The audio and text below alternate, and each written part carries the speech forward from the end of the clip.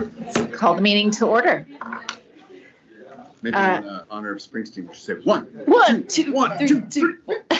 There we go. So good morning, everyone. Welcome on this beautiful day. I am sitting in for Commissioner Kova, who is out of town.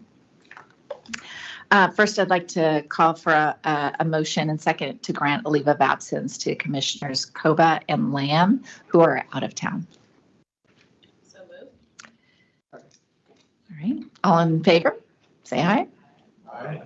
Any opposed? Great. Moving on, I'd like to call for a motion and second for approval of the minutes of the regular commission meeting of March 11th, 2026. So moved. Second. All those in favor? Say aye. Any opposed? Motion carries. All right, we'll turn it over to Curtis for the executive director's report. Terrific. Thank you, Madam President, and thank you as well for the good Bruce Springsteen conversation this morning. Always a good way to start the day. We can talk Goes to Tom Joad and Tom Morello. Anybody? Excluding staff who I made watch it yesterday on YouTube. Let me first start by saying in the back row, Eric Smith is here for his last commission meeting. Eric's been with the board for 18 years in our legal shop. We will miss you, Eric. Thank you. Really appreciate you and your service to the port and our community. You'll be missed. Thanks for everything you've done for us over the last almost 20 years. Really great to have you. If we go to the next slide, we'll have our safety champions up. You'll see, perhaps in honor of Women's History Month, we are a terrific bunch of employees up here. Jan and Sandra, Lauren and Jean, who have really focused on safety at the port in a bunch of different ways. They're recognized by their colleagues, their port colleagues here. And so thanks to all of them for their hard work and making sure this is a safe place to work, and for our business partners and travelers, just really great work from the lot of them. And if I could have Danelle come up. I see up here, Danelle Peterson from our aviation long-term planning shop. Welcome to give our safety moment today. Thank you for coming, Danelle. Warning, I'm pretty awkward with microphones, so I'll get that out of the way. You and me both. It's all right. Okay. Thanks for having me here today. My name is Danelle Peterson. I work in our planning and development group, and my business title is Program Development Manager. So I focus on our strategic programs for resilience and energy. And it's a good opportunity to connect our resilience program to safety because that's really what it's all about, making our facilities safer. So the port is working towards what we consider operational resilience, which we define as the ability to withstand and recover from natural hazard events like the Cascadia Subduction Zone event. You've probably heard about that earthquake. The heart of this work really is to reduce risk to life and safety. And also we want to minimize our impacts to operational disruptions, maintain our essential services, and get back to normal operations as quickly as possible. So this program strengthens our ability to recover by making targeted investments in our built environment. So those are our critical facilities and those utilities supporting those critical facilities. And so some of those investments to date include, you're probably familiar with Concourse E extension, T-Core, of course, Parking Structure 3, and we're all getting really excited about the 100% design of the Resilient South Runway, just to name a few. And we're working internally to do this work. Key partners include our emergency management group, our risk group, and our engineering friends. So we're all working together to make sure our plans are delivering, are hitting our capital improvement project and really enhancing our long-term resilience. So we want to ensure for emergency management that we're meeting their needs for their preparedness and their response, their planning and training exercises. We want to make sure that our business continuity program, their plans reflect realistic operational needs during natural disasters and also other critical incidents. And then, like I mentioned, making sure that our capital improvement plan incorporates our resilient priorities along with our asset management needs. And we're also thinking about future climate impacts. So making sure when we invest, all of those needs are being met at the same time. And we can't do this without partners. So we're investing in our local, state, and regional partnerships. Oregon Department of Emergency Management is key. The Regional Disaster Preparedness Organization is a key partner for us. Multnomah County, we have joint planning efforts with them. So just building that capacity so our region has the ability to recover in a more coordinated effort. And this, you all know why it's important, but it's really important. The port has facilities that are critical community lifelines to mostly the Cascadia subduction zone event. So it's really important we make this an investment for the entire community and the region we live in. And that's what I have for you today. Any follow-up questions or anything? That's great. Thanks, Danelle. Okay. Appreciate it. Thanks for coming in this morning.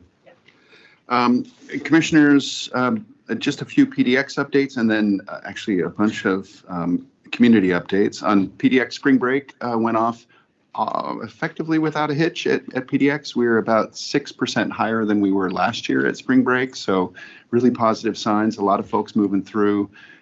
Special shout out to our TSA colleagues who, again, through a bunch of turmoil and tumult, showed up really well. And our wait times, I kept getting pinged over spring break. Hey, I want to go here, and how much time do I have to wait, and how much should I plan on? And I said, check out flypdx.com, and you can see it on there. And I check and see 6 minutes. That's right up next to Houston, which was running 4 hours. So just really appreciate our TSA colleagues and their hard work in an environment that, a national environment not of their making. And then finally, exit lanes. Vince, we're going to be opening next Wednesday, the new exit lanes.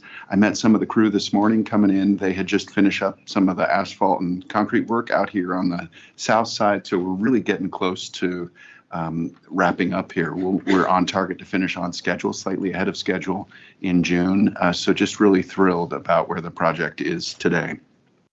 A few things as noted on community. The Hillsborough Airport Community Forum is coming up on April 16th. We do this twice yearly. I think we've heard some folks come here to commission. We also try to get out in the community to talk to them about what's going on with HIO. That's an evening event on the 16th, 5 to 7 p.m.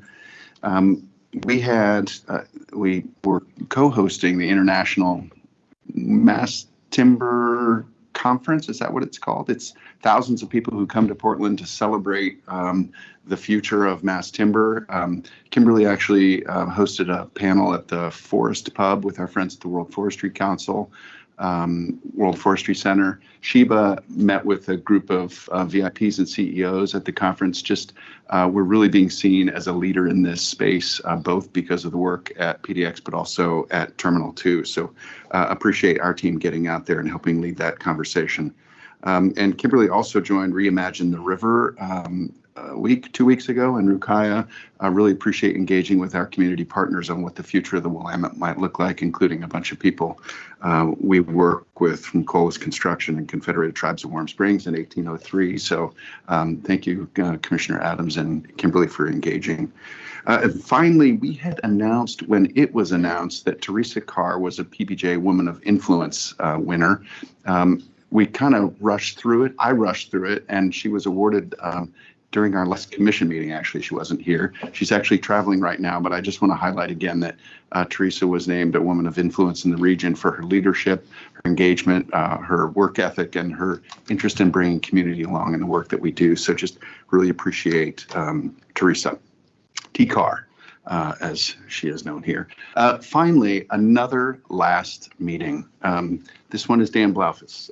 Dan's last meeting, your last beating as well. Poor Dan joined about a week after I did at the port 12 years ago, and has been just an incredible general counsel. He's also been a jack of all trades. I think I've asked you to be interim CFO 3 times, and those national nightmares have now passed behind us. But Dan is curious and kind. He's super diligent and engaging. He's been a great friend to me and partner with our entire executive team. I know he'll be missed here at the port. Dan, we wish you very well. We had the good fortune of going out last night and having a bit of dinner together, but Dan hopefully is still going to hike the Camino de Santiago, barring maybe a little eye surgery in the next day, tomorrow. Dan, you will always have friends here at the port. Thank you very much for everything you've done for us and for our community. Appreciate you.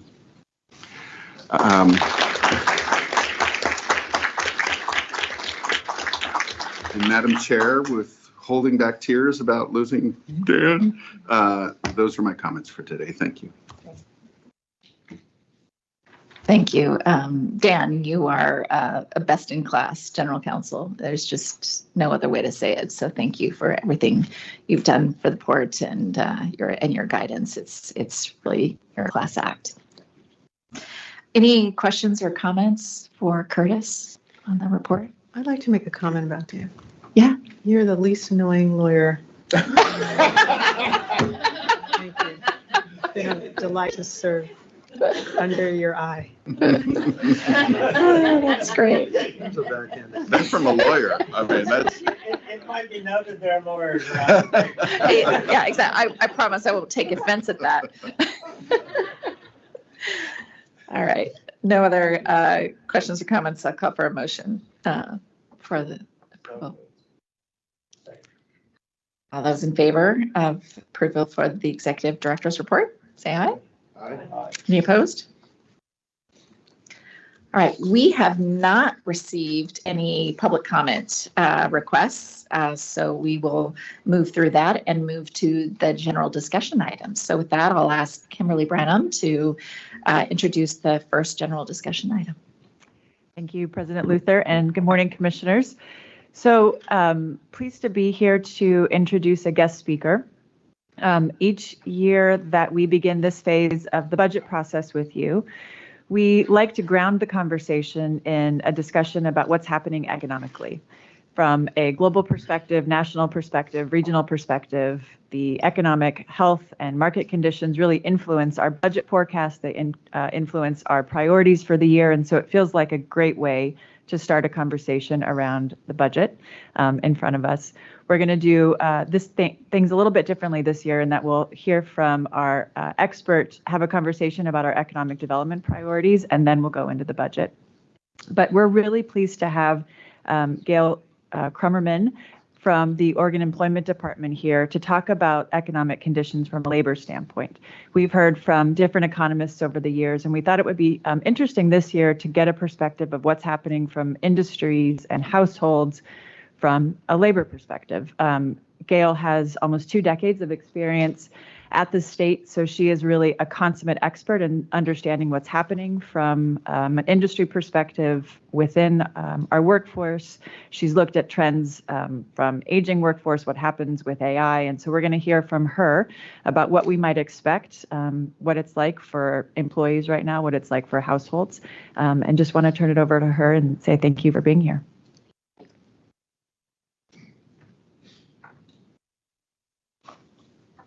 Good morning, everyone. Can you hear me? I got it. Thanks. Good morning, Gail Krummenauer, State Employment Economist, again at the Research Division of the Oregon Employment Department. I wanted to first give the biggest shout out ever to PDX for being the best report in the United States, one of the best in the whole world. I was just in and out over spring break, and had a phenomenal experience traveling with my daughter. And always do. So just thank you. Absolutely love this place, and am honored to be here.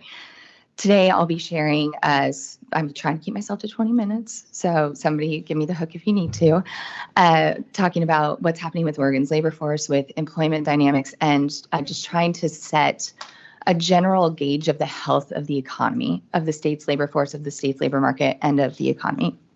My angle is labor force, so that's where I'll hit the hardest, and that's where I know the most. But if you have any other broader questions, I will either try to do my best or defer to someone who can. So with that, let's go ahead and move 2 slides forward. I'm going to start with our labor force data. So Oregon has a labor force of about 2.2 million people. as of January 2026. And there is the employed part of that labor force, anybody 16 and older who resides within the physical boundaries of Oregon, who's working. You could be self-employed, you could be on a payroll, you could be working on a farm to be counted in the employed part of Oregon's labor force. Then there's the unemployed part of that labor force, and that's anybody, again, 16 older, they're not on active military duty, they're not in an institution, they have to be counted as unemployed, you have to be actively looking for a job and available and able to take it. And so that active looking needs to be happening within the past 4 weeks.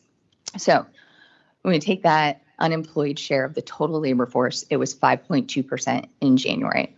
The graphic that you see shows the long arc of the history of the unemployment rate. We have comparable records going back to the 70s. And so what you can see is that Oregon's unemployment rate is relatively low compared to the more distant history and to recessionary periods. However, Oregon's unemployment rate has leveled off in the 5 to 5.2% over the past year, which is relatively high for the last decade. If you go back to before the pandemic recession, the last time you would see unemployment this high would have been in the mid 2010s, so right around 2015. We're also having an unemployment rate that's a little bit higher than the US, which was at 4.3%. As we move over to the next slide, I wanted to move out of the conceptual piece, it's like the share of the labor force, and say how many people in Oregon are unemployed, actively looking for a job, and haven't found one yet. And that's, again, leveled off. It's been hovering at about 116, 117,000. And again, just looking back over history, you can see that that's not in a recessionary level yet, but it is a relatively high number of unemployed fellow Oregonians for the past decade or so. As we move to the next slide, one of the things I wanted to talk about, in addition to just the official unemployment rate, is some extra measures of slack in the labor force, where it's not necessarily people who would be counted as unemployed, but where there is available labor that is being underutilized. So there's a whole bunch of numbers that go alongside these, but what I really wanted to point out is that the official unemployment rate, the one that I just described, again, 5.2% in Oregon, 4.3% for the US. But there's also it's a relatively small number, but still, number of folks who are discouraged workers. So they say, I'm not looking for a job because I just don't think there's anything out there for me.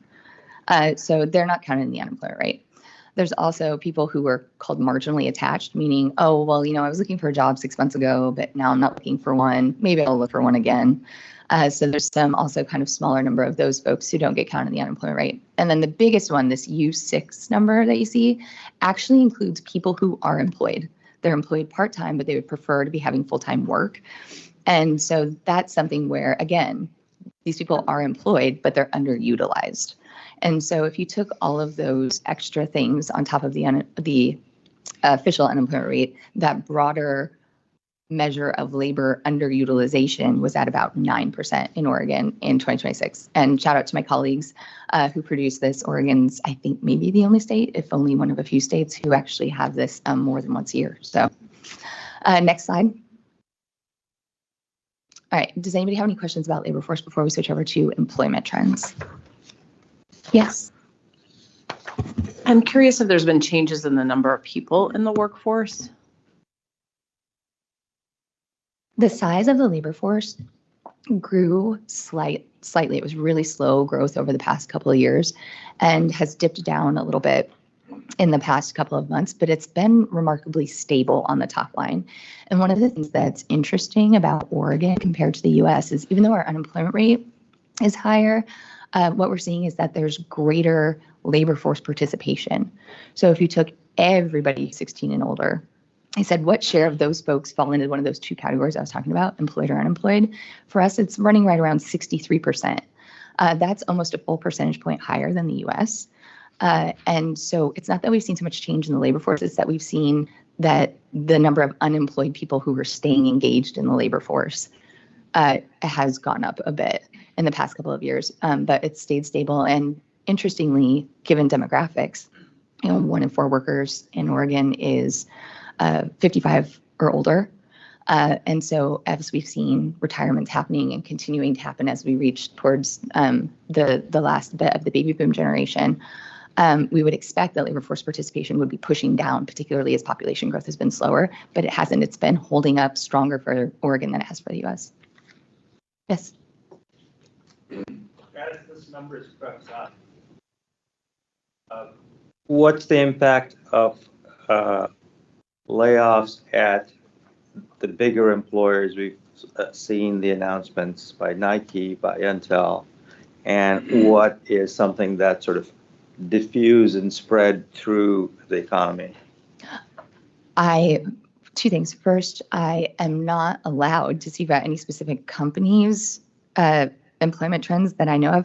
However, I think as we go through, one of the things I was asked to do is take a look at what's happening in the sectors that are of relevant importance to the port. And so I think as we go through this next set of slides, hopefully that will answer part of your question, if not all of it. And if it doesn't, you can come back and ask me again. How about that? Great. Okay, next slide. I had a question for you really Oh, quick. What is the mix between rural and metropolitan area and employment? Is it two different worlds? Is it pretty consistent throughout? What are the challenges between the two? Because we've got a high density that's here in the Willamette Valley versus the rest of the state. The trends are remarkably similar for the past at least 5-6 years in terms of unemployment is not going down in rural areas while it's going up in metropolitan areas. The metro and rural areas are moving in about the same shape that unemployment has for the state. The one thing that I will say is that historically, unemployment rates tend to be a bit higher in rural areas. But one of the things that's been unique in the last few years is that even though the unemployment rate hasn't been higher, we've seen really just more of a struggle in terms of adding jobs in the Portland metro area, where it has underperformed all of this. I call them secondary metros, but I live in one of them, so I don't think they're second to anybody. But the smaller metropolitan areas have actually seen stronger job growth than the Portland metro has. So that's something that's been more of an interesting divergence in recent trends. Which, as we switch here and we take a look at, so I was talking about employment in the labor force sense, that's measured in households. Here, what we look at monthly is the number of jobs on non-farm payrolls. So this is not self-employed people. This is not farms. These are business establishments that are physically located within Oregon, and it is the people who are on their payroll. So not their 1099ers, not contractors, it's your payroll employees. Now, if we take a look at how monthly job changes have been happening in Oregon over the past couple of years, we can see that the average monthly trend has declined. We did add 2,000 jobs in January, which feels good because I don't get to say many feel good things after this. Over the past year, in calendar year 2025, Oregon lost jobs 9 out of 12 months. And we've seen that over, even though we had the gain of 2,000 jobs in January, we've lost 18,600 jobs over the past year. And just this morning, it's not my slide deck because it literally just got compiled by my colleague while I was driving up here. The U.S. Bureau of Labor Statistics released these total non-farm numbers for all states for January. And even though Oregon ranks in the bottom 10 for all states in terms of non-farm payroll growth, and it has for more than a year now. But it's not to say that the U.S. is doing particularly strongly right now either. If you look at January 2025 to January 2026, there are only 4 states in the nation that added jobs over the year. So we're not unique in having lost jobs, but we are sitting at the bottom of the pack in terms of the losses. Next slide. Taking a look at how those are dispersed by major sectors of the economy, we've seen the largest nominal losses in jobs over the past year in professional and business services, which is really big and diverse. It's got 3 major components. One of them that's seen the most notable losses is the professional and technical services piece. That includes architectural, engineering, and design, things like computer systems and design, legal services, stuff like that. We've also seen losses in administrative and waste services, which includes things like temp help. Management of companies, so corporations have seen slight losses, but not as much. Looking at manufacturing and retail trade, each of them lost more than 4,000 jobs over the past year. Construction's at a loss of almost 4,000 jobs. And for those, that first set that I just mentioned, those are declines of between 2 and 3% over the year. The largest declines by percentage are actually in the information sector, so things like software publishing, but also movie production and news media, things like that. So information and federal government are each down by more than 7% over the past year. I have a question. Now, is that just consistent with trends nationally, or is that more migration of industries and sectors going out of Oregon to other locations? The things that are consistent between the US and Oregon over the past couple of years are the concentrated growth in healthcare and social assistance. And this is just private healthcare and social assistance. VA hospitals or OHSU or things like that are actually, that's in government. But private healthcare and social assistance has added almost 10,000 jobs. It has had the lion's share of growth for more than 2 years in Oregon now. That's also similar to what's happening in the US, where the growth that's happening is happening in private healthcare and social assistance. So that's similar. Another thing that's similar is manufacturing losses. Oregon's been losing jobs in manufacturing for more than 2 years. The US has been losing jobs in manufacturing for 2 years or more. So those are consistent. What's happening in Oregon in both of those cases I just pointed out is that either the gain or the loss has been more pronounced as a share of total employment. Now, some of that could be, as we talked about at the top, somebody else called it out.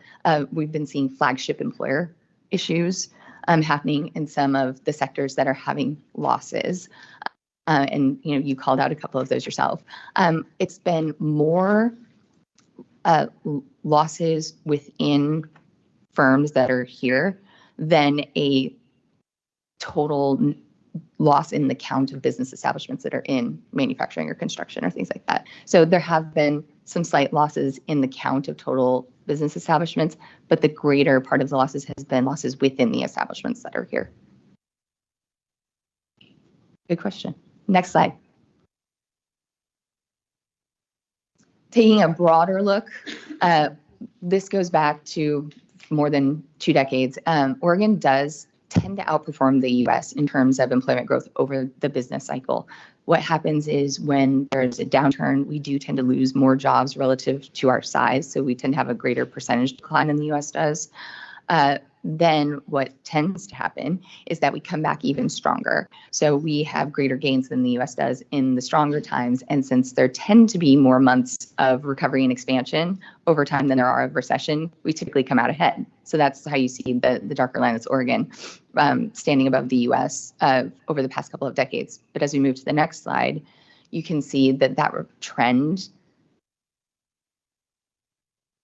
has reversed in the past handful of years, where after the pandemic recession, we did recover, but we have not recovered as strongly as the US. And actually, the last time employment peaked in Oregon was in September of 2024. We have lost jobs since then. It's not been a strong fall off in employment. It's been about 1%, but we're not at peak employment right now. That happened in September of 2024. Next slide. All right, keying in on some of the sectors, and I kind of took away some of my own thunder here, but I mentioned that manufacturing has been losing jobs for a couple of years. It's currently sitting at about 178,000. Manufacturing, I call it the downward roller coaster, in that it's very pro-cyclical. When the economy turns down, manufacturing loses jobs. When it comes back up, it doesn't ever get back to the last peak that it had. So it's remarkable to me that manufacturing came back as strongly as it did following the pandemic recession. That's the strongest recovery that we've seen out of a recession. However, it's now turned down notably and has less jobs as of January 2026 and in February of 2020, or in April of 2020, which was the bottom of the last recession. So there's fewer jobs in manufacturing now than there were then. And in terms of manufacturing, there's 2 big bubbles. There's durable goods, things that are, meant to last 5 or more years, and then non-durable goods. So that's gonna be things like food, beverage, paper, stuff like that.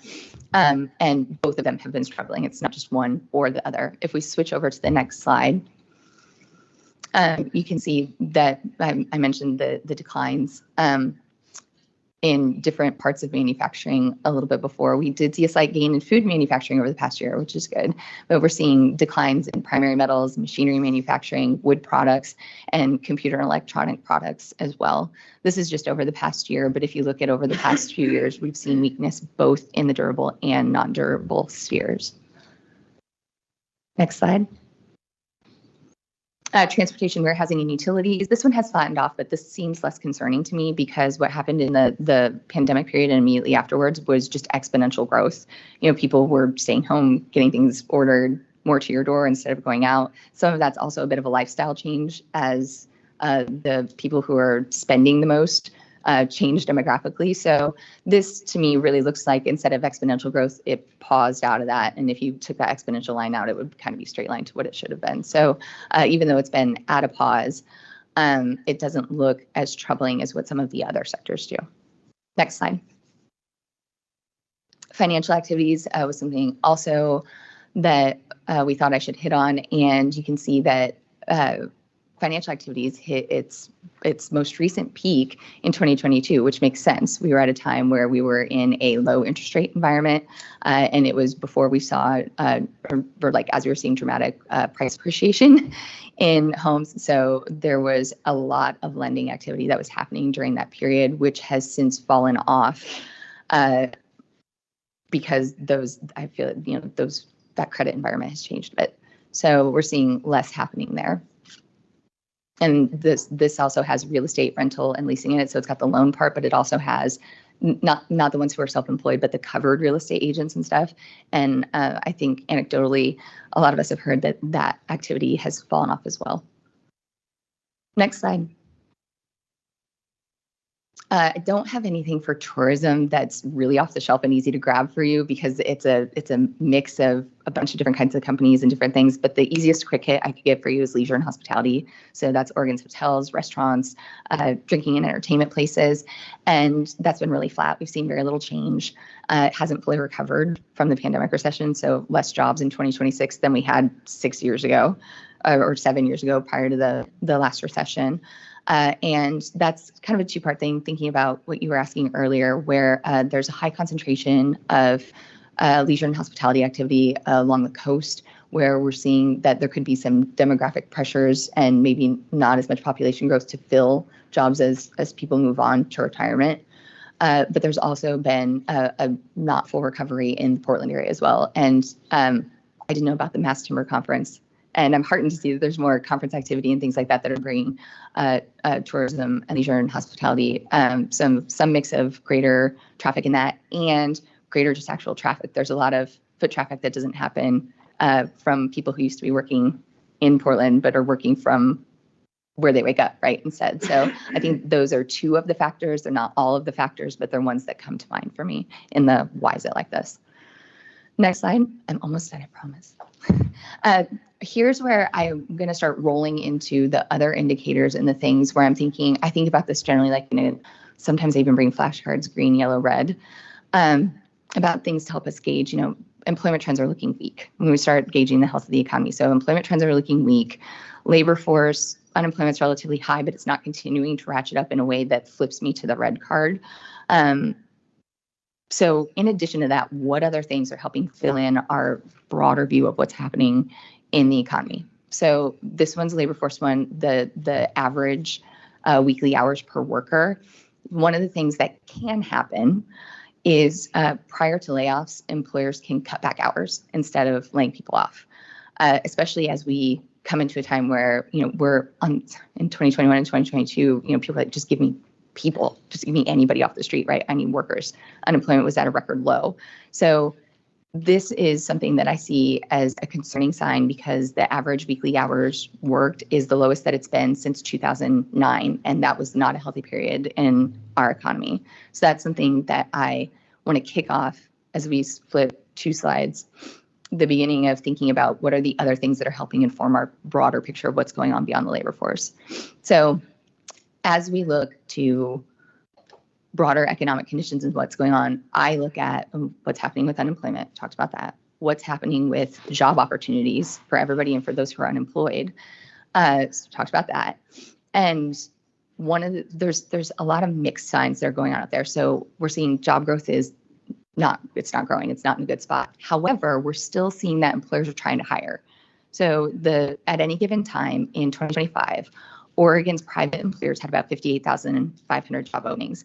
That's about the same as it was in 2024, which is about the same as it was in 2018 and 2019, which is I don't want to say normal. That's not the right word, but not such a wildly fluctuating economic time. So we've seen that hiring demand has leveled off. And that is interesting because if we were seeing more deterioration in the labor market or the economy, you would expect those job vacancies to come in even lower. But they've stabilized.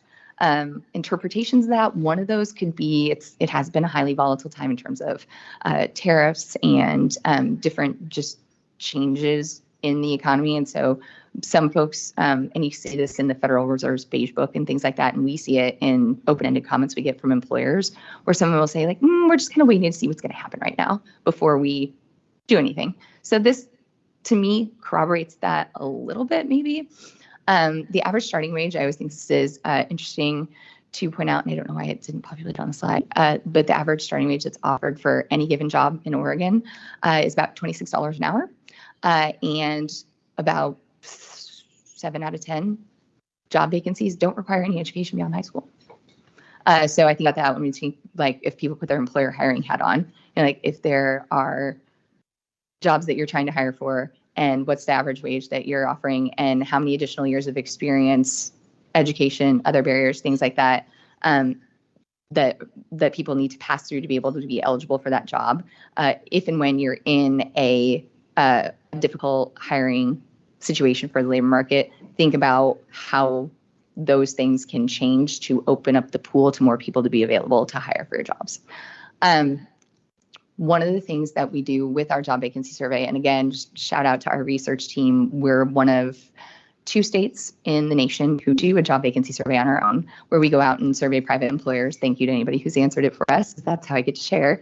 Ask what are the job openings that you're actively trying to fill right now. And so that's where we get the average starting wage offered, which most job boards, a lot of them they aren't posted. We get the education, the years of experience. And then at the end, we say, for each one, is this job difficult to fill? And if so, what's the primary reason? And just get open-ended responses to all of it.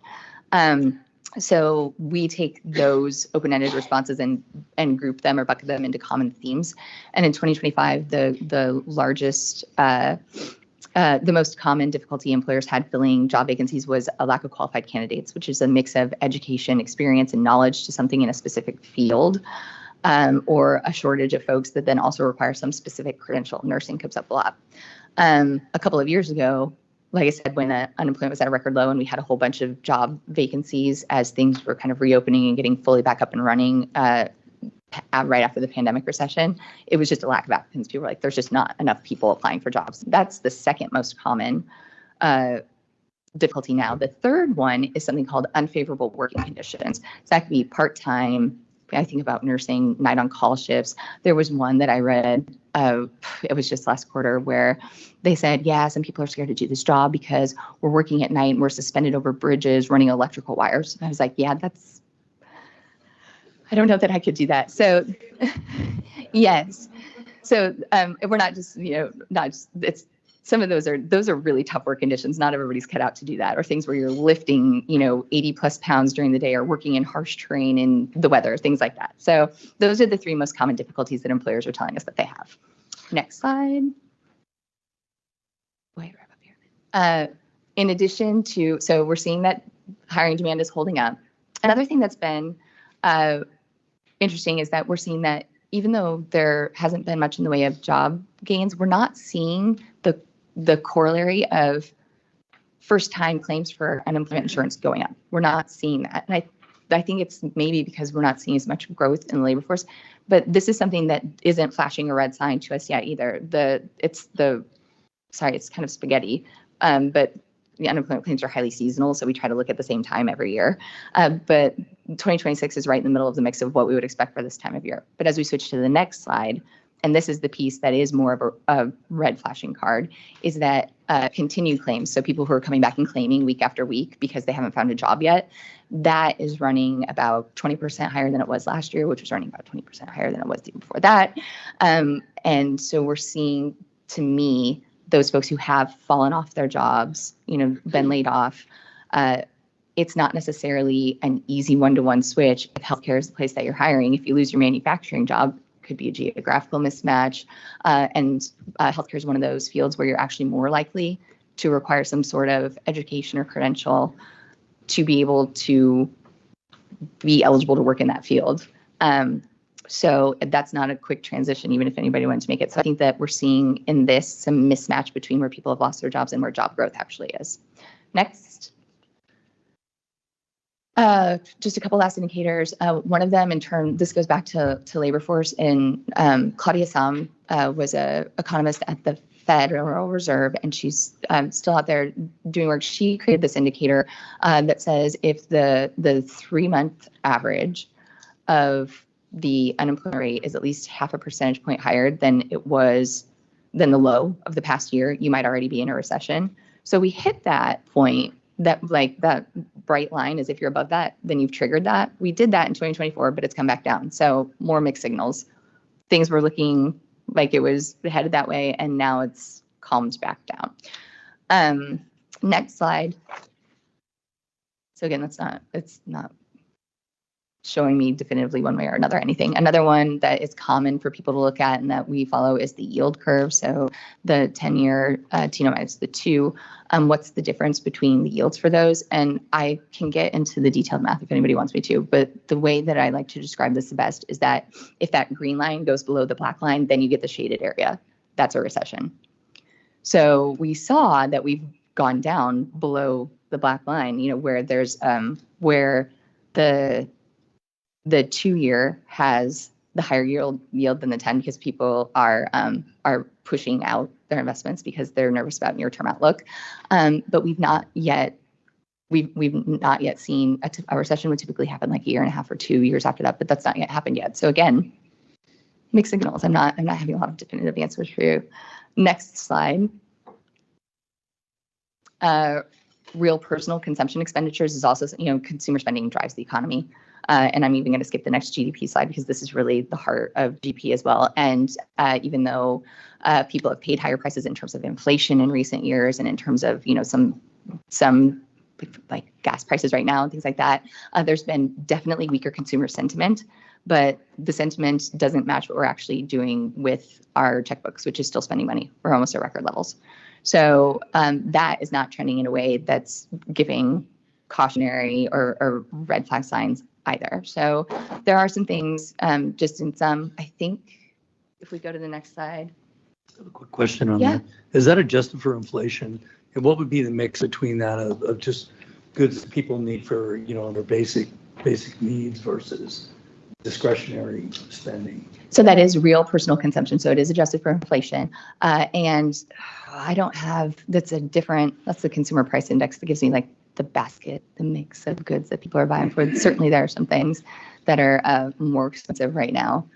Getting yourself from place to place and transportation and warehousing, it'll be interesting to see what happens in terms of either volume or prices as the input gas to their business changes and things. So I don't know off the top of my head, but I do know that it is adjusted for inflation and still going up. I'm going to go ahead and skip that one because I already talked about it for the most part with consumer spending, and then just see if anybody has any other questions they want to ask me. Chair, I have a question. Gail, thank you so much. It's so nice to hear your points of view. One of the slides you drove by quickly at the end was that inverted yield curve. Yes. That's a big deal. We're essentially saying we have more risk in the short term than we do in the long term. And that risk has profound impacts on businesses like the ports business. Mm-hmm. Do you guys think about the effect of the yield curve inversion on employment or the economy? Do you write or talk about it more? Because I would love to hear more. So we don't write or talk about it more, but the way that I tend to think about it is really what you just said in terms of if there is perception or actual near-term risk that can create hesitancy, right? So would we otherwise see more hiring, more demand, more recruitment following somebody retiring? Would we see some of those things have slightly different dynamics if there weren't this either actual or perceived near-term risk? Because I think there's a real tendency to want to be cautious, not overinvest or necessarily pursue new or riskier things when that uncertainty is there. So I think that can affect what happens in terms of the recruitment and retention in the labor market, or whether or not we're doing things like cutting back people's hours or things like that. I think about it in that way. And I know that the work you guys do is looking at historical data. Mhm. So do you pivot taking the many years of experience that you have collectively to say, okay, well, we've seen some of this before, even if the inverted yield curve isn't reflected in a recession yet. These are the kinds of things that we see that follow it. Do you pivot to okay, this is what we're looking out for in the future? Mm-hmm. Okay. Yes, that series of indicators we're talking about, those are the things that we're looking at towards the future. And then there are other things that I look at what was airport traffic like, what's foot traffic looking like at PDS and what's the difference between international or domestic travel. So we're looking at things like that to help us inform, what could we reasonably expect in leisure and hospitality or and other things like that. We look at the hotel vacancy rates and things that are going on with that too. So what's happening with that kind of stuff. So we do try to take a look at some of the current things that we can. Our primary focus is on the things that we're producing that become the backbone of some of those main indicators that everybody's following to see what's going on. But we do our best on the side to also track what we think we might reasonably expect to see based on some more real-time stuff when we can get a hold of it consistently. Where can we find your work? Because I'd like to follow a bit more. That inverted yield curve for investment professionals is a big deal. It's a really big deal. It's an assessment of whether we're investable for the next few years. All of our research and all the data, maybe not in the format that you saw today, but the data that we have is at qualityinfo.org. The things that aren't ours, so the consumer spending, the yield curve, those are from the Federal Reserve of St. Louis, their website. But all of the employment stuff, the labor force things, the job vacancy, all the things that we produce are all on Quality Info, as well as the contact information for myself and the team of 20 plus other economists and research analysts that are working hard to do this, not only at a state level, but there are regional economists and other workforce analysis staff that are physically living and working in communities across the state. So specialized to each area too. Yes. Again, thank you. I'm an economist by trade too, so really found that interesting. Probably the most interesting thing I thought you said today was the idea that only 4 states have actually added jobs between 2025 and 26, which is a slightly different narrative that I think that's going around here. You did mention that we are more pronounced in our downturns. Can you hypothesize, or do you have any ideas about what are some of the factors that are making us more pronounced in those areas? That might be too granular, but I'm curious. Again, I want to match what I'm hearing here around the state with kind of reality. Yes. So I don't have a fully fleshed out theory yet because, like I said, this just got published at 5 a.m. So that's fair. I picked it up we knew it was coming out. And so my wonderful colleague, she pulled everything together and I got to, kind of take a look at it once I made my way in the building. One of the things that I think has made some of our downward trends more pronounced, or possible things, with manufacturing, it's clear that although it's not all, a notable portion of what's been the decline there is in computer and electronic products. So that's something that has been a struggle in Oregon for a couple of years, but that's not everything. There has been widespread, to varying degrees, jobless transportation equipment. I'm sure somebody could sit in my seat and just give me a lesson on all the things that have happened with that in the last few years. We've seen declines in beverage. So we're seeing paper manufacturing has been in long-term decline and has bounced back in a couple of spots, but still that's something that's been a challenge. So in terms of manufacturing, we're ranked lower than 45th out of 51 because it's all states plus DC in terms of manufacturing declines over the year. Construction, we are near the bottom as well. That one I haven't had a chance to investigate yet because prior to the revisions that were published for all states this morning, we actually thought construction growth was stronger than it is. That was one of the ones that the revisions were downward and are giving us a little bit different picture than what we thought a few months ago. In terms of healthcare, we're relatively strong. I think that there is some additional strength investment. I mean, we have very strong, research university presence. We also have a relatively older population. So for median age, and as we get on in age, there is a greater likelihood that we need more healthcare. So I think those are a couple of factors that could be pushing us to the positive there. And in information, we've seen that I mentioned software publishing. I call that out because we have a larger share of employment and software publishing than most states do. So our location quotient is much higher for that than most other states. And that's something that could be seeing some risk relative to AI and different things that are going on there. So I'm too soon to tell. And we don't have, again, I'm looking for things that are consistently measurable across states. And I don't have that for that, but it's something that is on my radar as we're looking forward to say, is there a real change that's happening here because of that?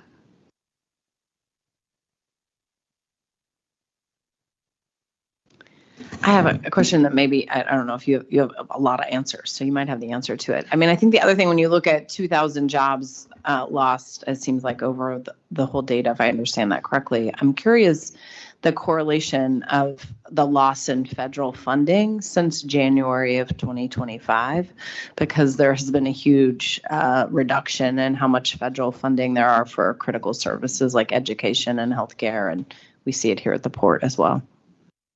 The workforce reductions, the federal government workforce reductions are clearly shown in the federal government decline over the past year. Oregon's actually not fared as poorly data-wise in terms of the declines because we had prior, this has been a long-running thing for us. We don't have as large of a share of all employment that's in government. It's about 1.5% here, which is slightly smaller than what would be the share of employment for any given state, and particularly thinking of some of the East Coast states, much higher shares. So we've been less impacted, but there is certainly a correlation between federal workforce reductions and people, taking buyouts and retiring, and hiring freezes that then don't fill behind those positions, correlating to the decline in payroll employment that we see.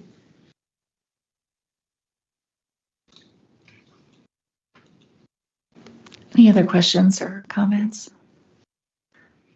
Thank you so much. That was such a fascinating presentation. Really appreciate it. And there's a lot to think about in those trends that are a little concerning, especially the private sector sort of jobs really diminishing doesn't bode well for some of our ongoing funding challenges. So something for all of us to pay attention to.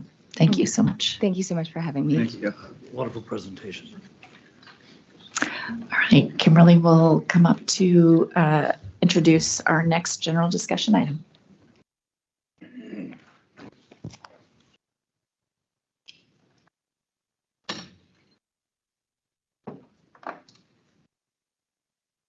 Thank you so much.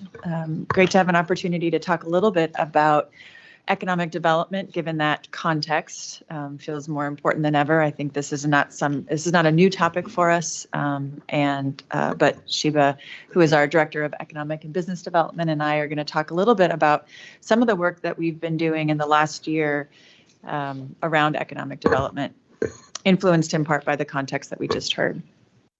want to start with the fact that, as we know, our mission is to build shared prosperity through travel, trade, and economic development.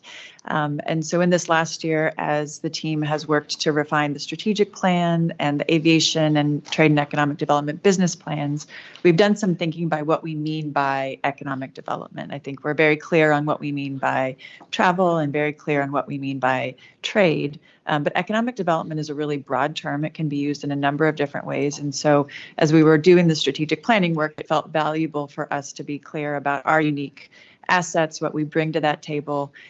And what you'll hear is that there are a lot of other people, as I think people are aware, but there are a lot of other groups that are having conversations. And so we wanted to be a good partner and understand what we could bring and where we could partner with others. So we'll go to the next slide. So when we talk about economic development, we are talking about intentional actions that create strong, competitive, globally competitive, inclusive economy. So you'll see on the slides that we're talking about economic growth, private sector job creation, access to opportunity, regional competitiveness, economic resilience. What's really important when we talk about economic growth is that those are the growth, that economic growth is driven by the private sector. And so the public sector's role then is to create the conditions for that growth. We also differentiate between those kinds of interventions that have positive economic impact and those things that are intentionally created or invested. Those investments where we are intentionally trying to create long-term job growth and a more competitive economy. So go to the next slide. When we're successful in economic development, we are supporting more competitive, growing businesses who then generate strong, high-quality employment opportunities. And we are really focused on making sure that there is inclusive, equitable access to those opportunities. We know that economic development is most successful and economic growth is durable when it is inclusive. So that's a fundamental component of how we think about it. The impact, of course, is that individuals have higher wages, that businesses have the employers that they need, that they can expand, employees that they need, that they can expand. But it also has benefits beyond those individual households and companies, which is it helps strengthen our tax base. We have a more resilient economy when it's diverse, and it really increases community well-being and advances our priorities of shared economic prosperity. Next slide, please. Economic development happens within a broader ecosystem. We know that economic growth is reliant on and in turn supports community development activities, community safety, infrastructure resilience, human services, and education. We differentiate between these because when you're having the kind of economic challenges and downturn that we are having, there's a lot of conversations around fostering economic growth and supporting economic development. And so we think it's helpful to be able to say that housing development and access are critical. You absolutely have to have them in order to have a healthy economy. But housing development in and of itself is not economic development. You need the traded sector and small business development. You need the talent development. You need place-based investments as a complement to it. So we need this ecosystem to be well aligned across systems, and it works well when everybody is playing their role effectively. I've used a lot of different metaphors to describe this, and I think the one that I've landed on that I like the best is, because I watch my 10-year-old son play soccer all the time, is that it's best when you don't have the football or the soccer system where everybody's running around one ball, but you have people playing their roles. That's the winning solution. And so similarly here, when you think about the role that the public sector is playing and the private sector is playing, it's best when we each play our roles effectively versus trying to do one another's jobs less well. Next slide, please. There are a lot of partners within the economic development ecosystem. This is just an example slide to show you of the kinds of partners you have. So you have economic development agencies that are putting programs together and are doing and making investments.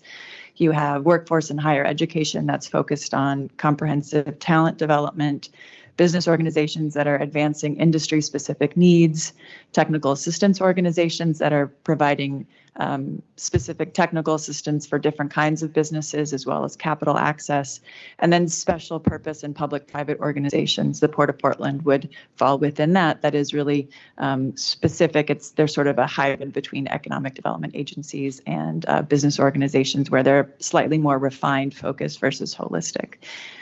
What this tells us is that we don't need to, our role is not to do everything. Our role is to do what we are charged with doing and to do it well, and to understand the unique strengths that other organizations bring to bear. At the same time, there are more than 800 organizations within the field of economic development as a state.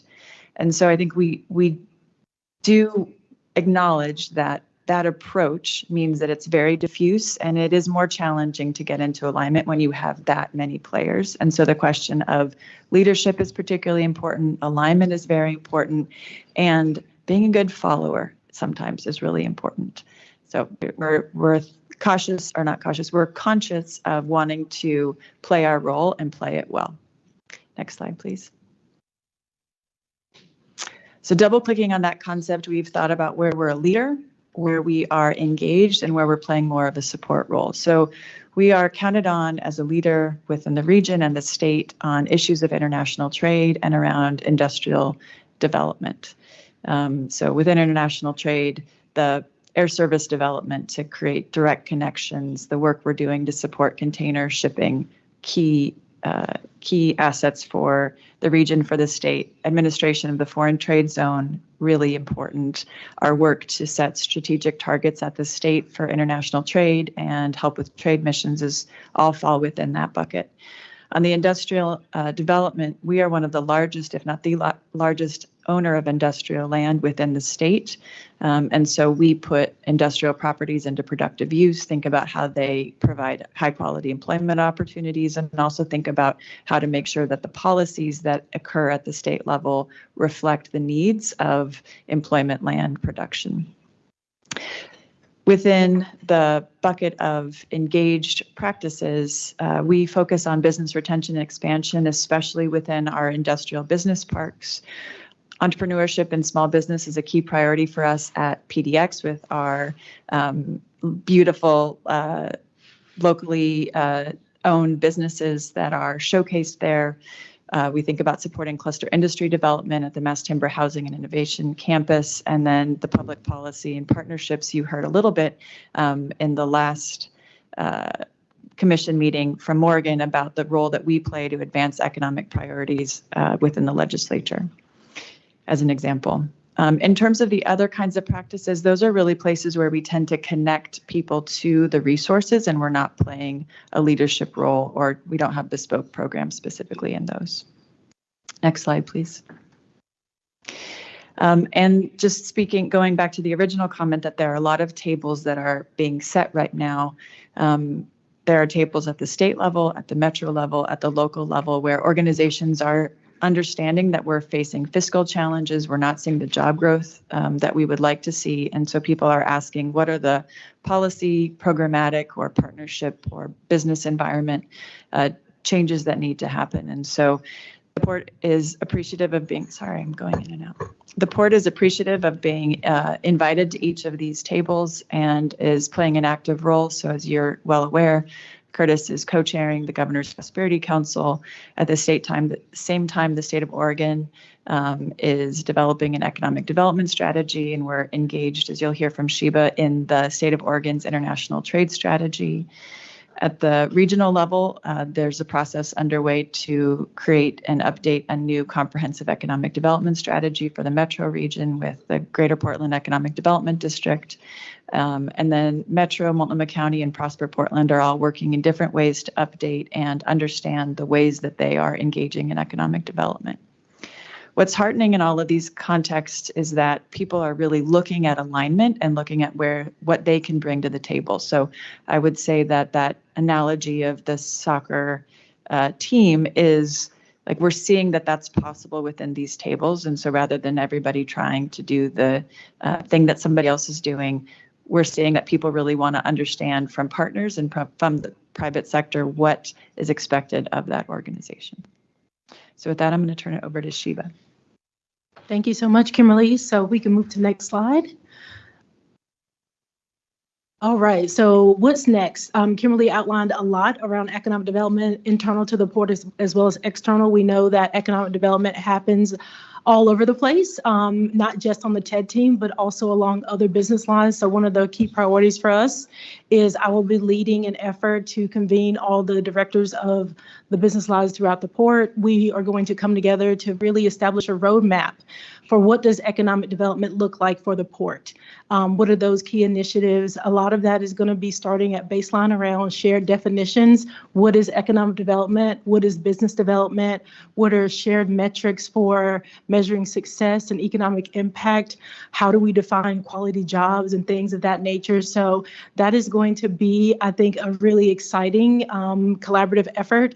It will commence within the next month or two, and the target for completion is by fall of this year, and then we'll be able to get into implementation. So recognizing that we want to make sure we're not operating in a vacuum, there's a lot of great work that's happening across all the business lines of the port, but the TED team wants to make sure we're doing that in a collaborative way. And picking up on what Kimberly just talked about, of course, we need to make sure we're in alignment.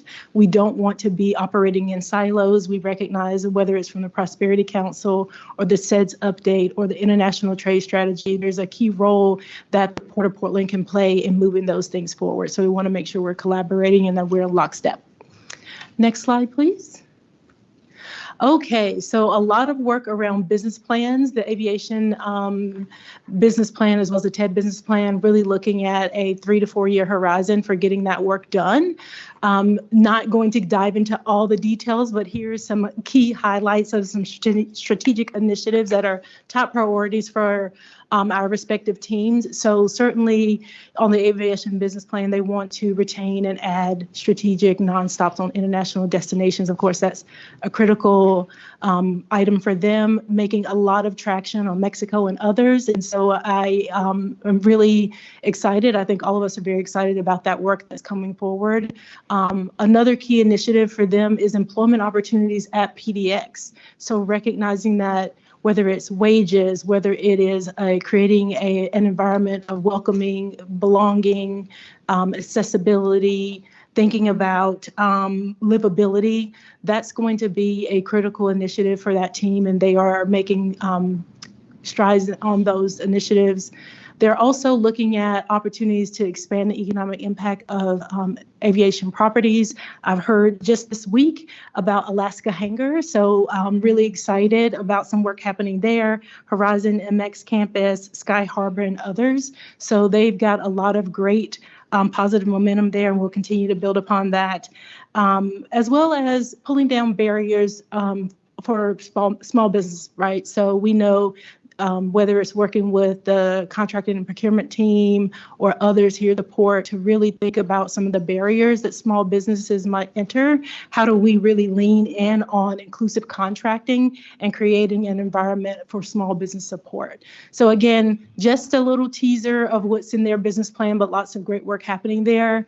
Moving on to the TED business plan, you know, looking at retention and growth opportunities in traded sectors is going to be critical for us. We do have a business retention expansion program. We have a staff person who's dedicated, focused on that, getting a lot of positive traction there.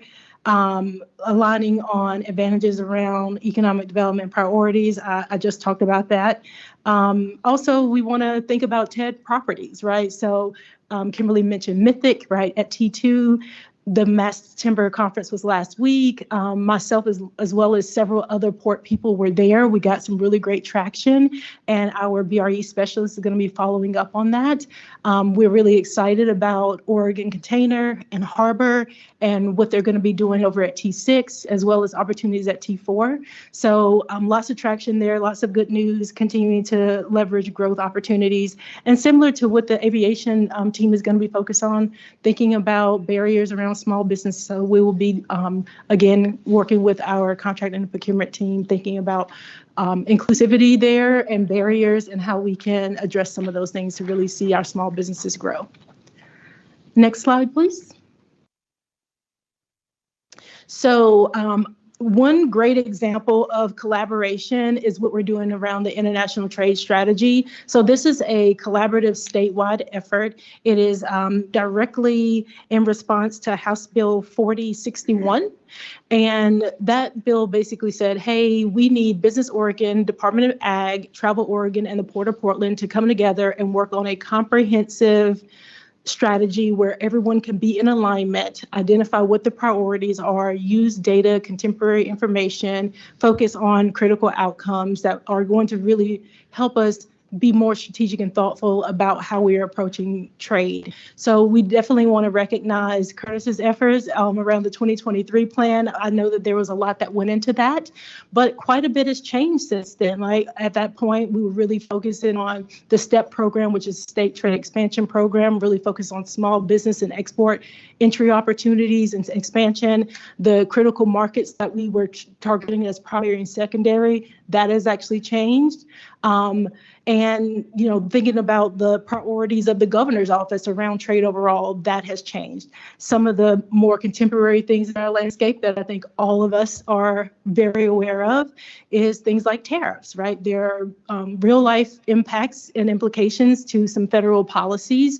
They have the America First policy, which is a particular stance of this current administration, looking at some of the trade, some of the trends around trade and how those markets have changed. And so as a result of that, we're really currently right now in the midst of a complete 5-year strategic plan around international trade.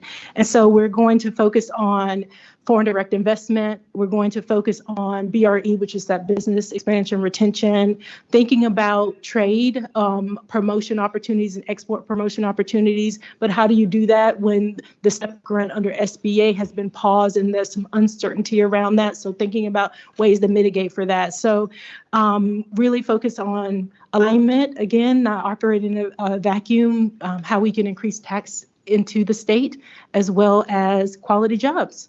So that's it for me. Happy to try to answer any questions, but thank you.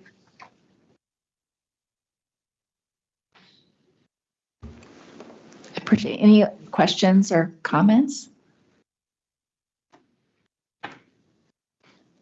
Again, both of you, thank you for a very thoughtful, really systematic way of thinking about this. This is important, especially given the dozens, 100+ partners that we have to coordinate with. And so it's also good to see a first cut at the priorities that are important, because we could be in at many different tables and we want to prioritize our time. So looking forward to updates as we go forward. Thank you. Thank you. I just want to add that I think I've kind of gotten into underlined here, coordination and leadership. And I'm just curious, from your perspective, because there are a lot of really rich resources and very engaging organizations trying to solve. Any thoughts or emerging ideas on how to optimize all of those resources for the state in trying to pursue these objectives? That's the $1 million question. I think that there's art and science to it. I mean, we have been looking at best practices at how these are organized. And one of the things that you look at best practices is that organizations evolve over time. And so, I think 20 years ago, maybe 15 years ago, there was a delegation of Portlanders who went down to the city of Austin and noticed that there was a really compelling public-private partnership. And that was part of the genesis of what is now Greater Portland, Inc. Since that time, practices have evolved, and so now the new trend within that sphere is to consolidate business organizations and economic development organizations. So that's sort of the new best practice, or it's a new evolving, promising practice. So I think one of the things that we just need to be aware of is that we can't be stagnant in our structures, and we need to be thoughtful about what the challenges are and where there are resources that can be leveraged.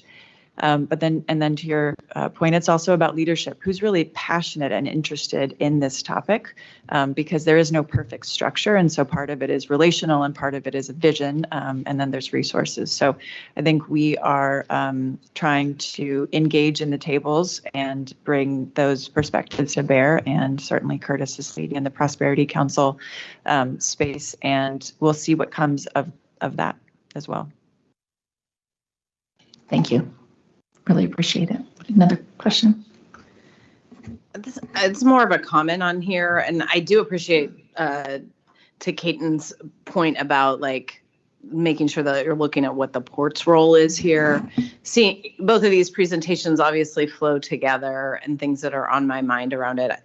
It's interesting to me in the economic prosperity list of entities here that labor is not mentioned. I know as a leader of a labor union, the mission of our union is to improve the lives of working families. So it's not just about jobs, and it's not just about businesses making money, but it's about making sure that workers that are working have good jobs. I was really struck by the 31% vacancy rate based on too low of pay. And I'm negotiating with a number of employers in the healthcare industry who are still trying to pay workers $19 and under. And we know that that's not enough money to get by. So I use that as an example, and just hope that as the work continues, we're thinking about not only, the work that as a port we impact, that those are good jobs that allow people to live and have housing in our community. Thank you, Commissioner, and I apologize for the oversight of not including that under the workforce development. So the slide has evolved, and so we will continue to update it. There are, but that's an oversight on my part, so thanks for that. All right, thank you very much. Appreciate it. All right, moving on to Dan and the budget. The budget. Thank you, Madam President. As Fran comes up, I ask him just indulge me just for a moment to express my gratitude for my time at the port. It has absolutely been the honor of my professional life, and pursuing this shared prosperity mission that Kimberly alluded to has been the most meaningful work of my life. It has allowed me to rub shoulders with people like y'all that are the movers and shakers in this city. So that's been an honor, and it goes for your predecessors as well. To work under Curtis has been the highlight of my professional life. His inspiration, his mentorship, and his contributions to my confidence in who I am can't be overstated. And to work alongside these chiefs and their predecessors has really been special. I count many of them friends. And then finally, our staff is absolutely second to none. And so to get to be in a leadership role, to work with them has been just fantastic. And I look forward to cheering you all from the sidelines as you continue to pursue this, and I'll revel in your successes. So thank you for that. Fran Breeding is here. She's a director of, can we give us your title? I'm the director of financial planning and analysis. And she has led an incredible process the last several years of getting us across the finish line with this very complicated budget process. Several of her team are here, and they've just done a great job this year, calmly, collegially, and I think we've reached a budget that I think you'll be excited to support. So I'm going to make a couple of introductory comments that kind of follow the last two presentations. So next slide. There we go. We can go to the next slide. That's what we're going to talk about. So the budget process is, as I said, complicated. It is a four-step process. Today is step one, where we present at least the framework of the budget, and then open a public hearing so that if anyone wants to give input, they can. Next month in May, there'll be a new CFO sitting here, and she will ask for your approval to submit the budget to the Tax Supervising and Conservation Commission, an independent body that plays an oversight role in making sure that we are complying with Oregon budget law. In June, leadership will meet with the TSCC. They have their questions that the team will respond to, and they will then have a second public meeting in case there's any input at that point. And then, assuming that all goes well, which we anticipate, on June 23rd, there'll be a special meeting of the commission to formally adopt the budget. Next slide, please. So every fall, we take a look at our long-range plan, and that informs our budget for both PDX, our budget targets for both PDX and the general fund. We're trying to balance economic realities with our business priorities. And as you heard from Gail, the economic headwinds are very real. And so, with jobs a bit stalled, I think I heard the other day that in 2025, 900 people moved to Multnomah County, which is like a record low, 0.1%. So we're not enjoying the tailwinds of positive population growth and the ever-present issue about affordability in our community. All those things are challenges. In addition, our businesses are impacted by what we could call some federal policy uncertainty, some good news today and good movement in the markets, but still, I would say a lot of uncertainty around that impacts maybe travel, fuel, that impacts our marine business as well as tariffs. And on the PDX side, we are not quite back still from the pre-pandemic highs in passengers. So we look at this and through the priority lens, and our priorities have been, to get something remedied at T6, and on the people side at PDX to institute employee screening before they can go behind security. Those things have price tags. On the container side, by resolving the issue and of having a third-party operator there, we have really improved our outlook on the general fund side. We are cautiously optimistic that Harbor will be successful again. They face some challenges, but we're hopeful that that asset can continue to serve the community. And then on the TED side, we are trying to invest in T2, the Mythic campus, the Mass Timber Housing and Innovation campus is a really important initiative in support of economic development and shared prosperity. And working hard right now on trying to get across the finish line with Zog to get that Mass Timber housing factory up and running. So lastly, the Portland Harbor issue will be coming into focus this year. This has been a 25-year issue. The harbor was listed in 2000. And sometime in the next couple of months, we're going to begin to get some indication of our responsibilities there. So a big year on that side. And lastly, we're making big investments in technology. Our Port Forward Enterprise Resource Planning project. We're in the middle of that, making great progress. Dan Pippinger is the executive lead on that.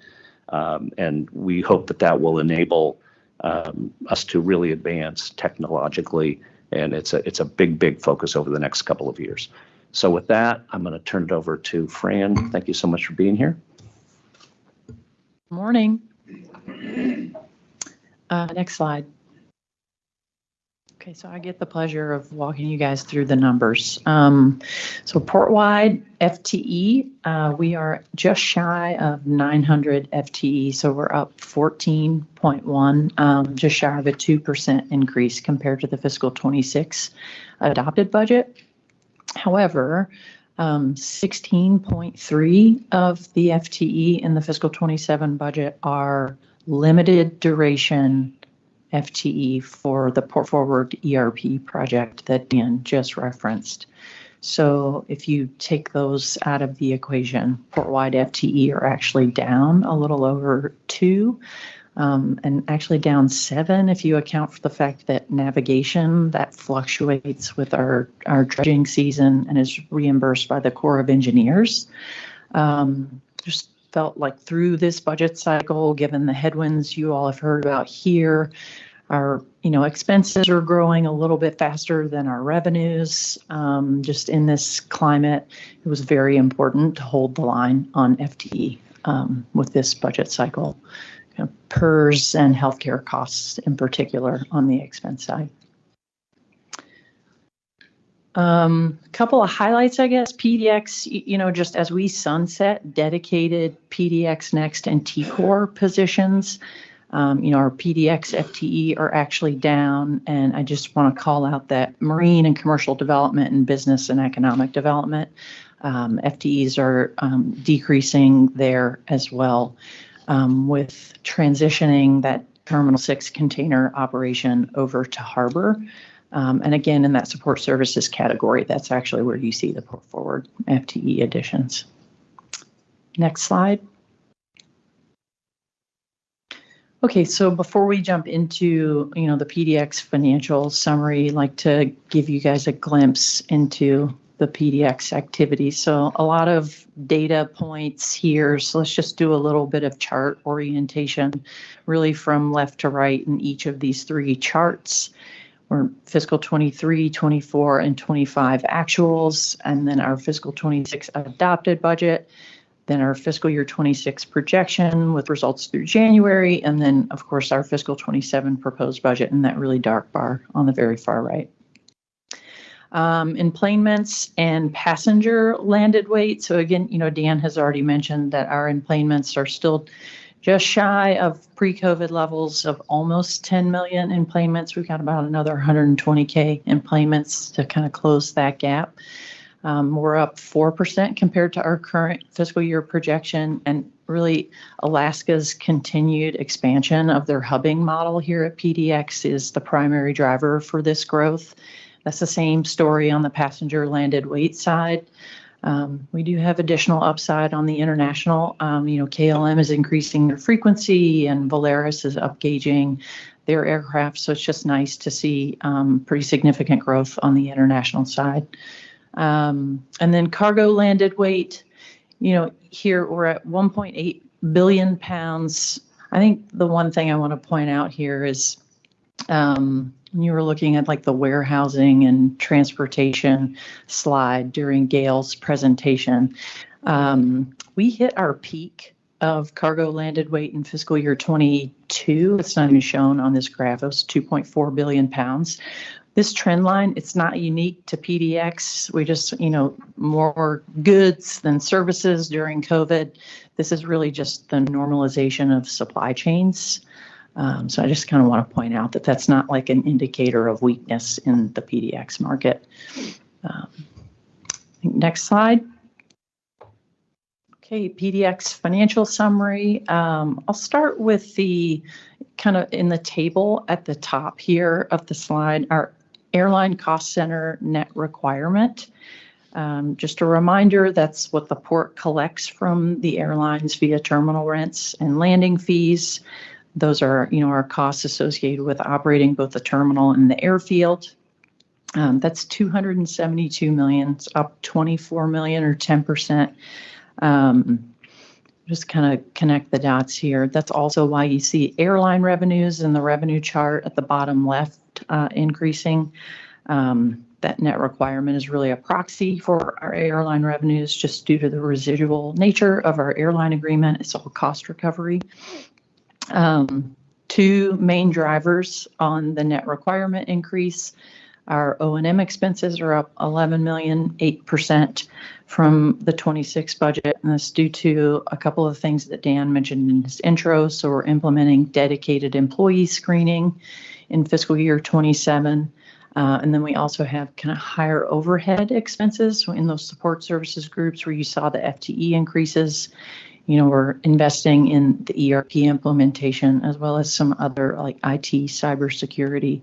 And PDX bears most of those cost increases in the overhead areas.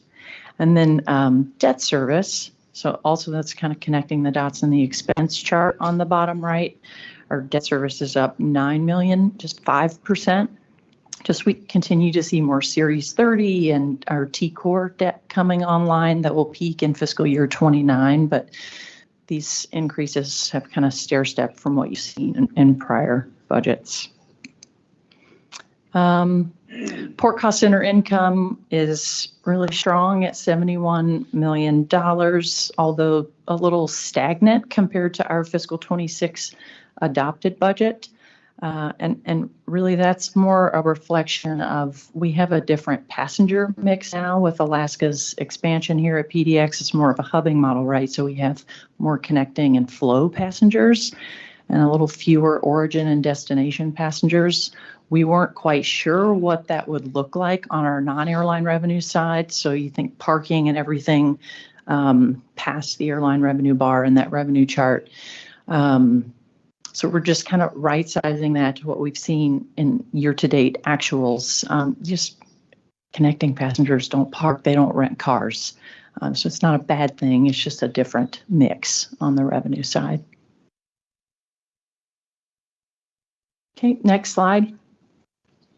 So on switching to like our general fund, we'll primarily do an overview of our marine lines of business here. Again, similar chart orientation, just what we have more data points here. So we're showing an average of our fiscal 23, 4, and 5 actuals and the same data points as before. And again, just pretty measured growth across all business lines here. Autos are flat. Our containers at Terminal 6, you know, while we're insulated here on the financial side, just want to point out, while Harbor is actively working to secure additional carriers and more volumes, right now, you know, we're just budgeting for what we know is secured, which is a weekly SM vessel call.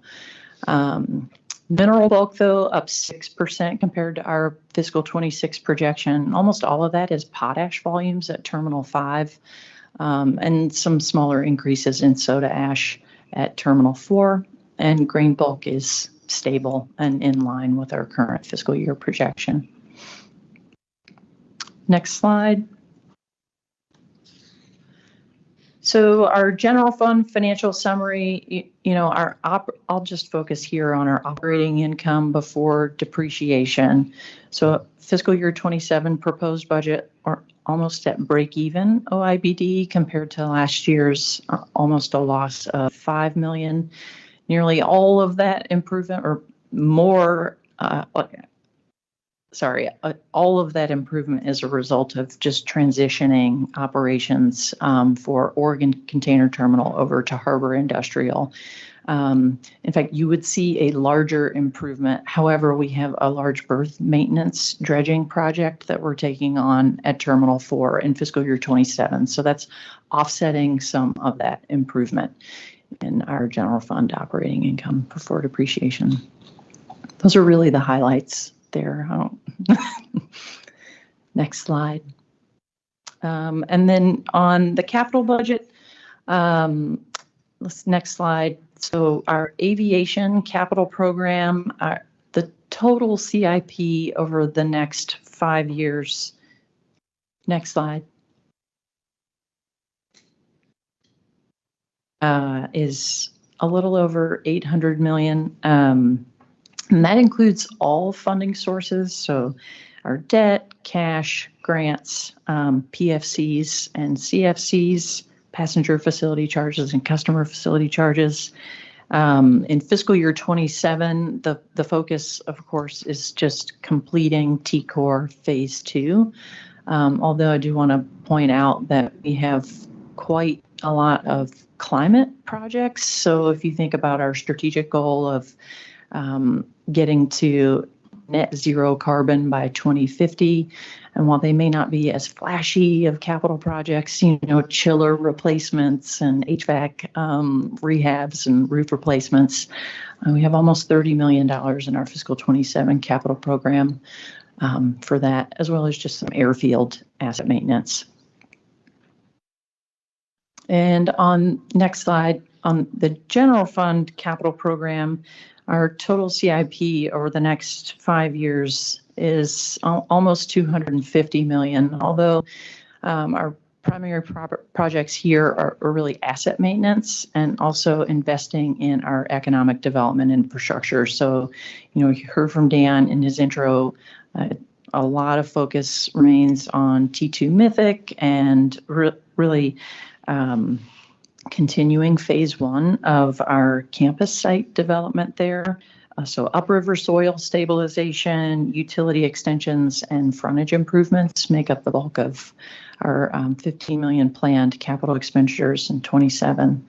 And then our forward ERP systems modernization, we're planning for $11 million in fiscal year 27, but we'll know a little more in the next 3 to 4 months on schedule and cost. I'll stop there and just invite questions.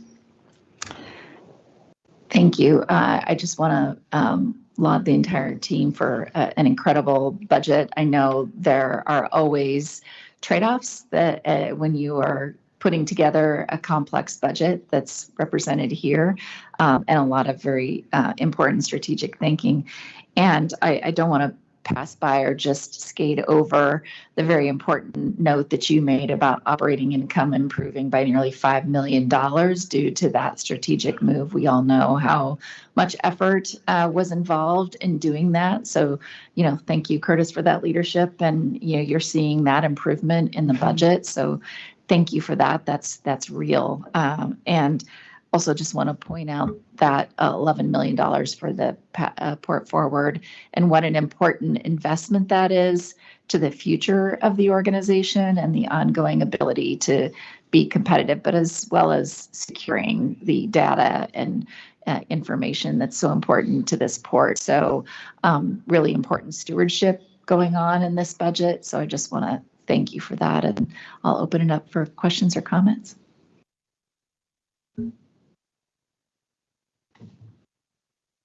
I just wanted to reiterate again, all the hard work that you guys have done in the last several years has been just instrumental, especially with the turnover of the port, something that had been very difficult and challenging. The way you guys helped manage that and bring it into our current budget is phenomenal work. And I know there was so much work the whole team put into that, but thank you. Any other questions or comments? If not, I will move to open up the public hearing and ask if there are anyone who wishes to comment on the port's proposed budget. Have any comments? No. Seeing none, I will close the public hearing. No action is required at this time. The proposed budget, as noted by Dan, the proposed budget will be back before the Commission for action at the May 13th meeting. Thank you very much. Moving on to consent items, I'd like to ask if any commissioner would like a presentation of the consent item. Hearing none, I'll read the title. The title of the consent item is Dredging Contract, Terminal 4 Maintenance Dredging 2026. Although I'm sure that would have been very exciting.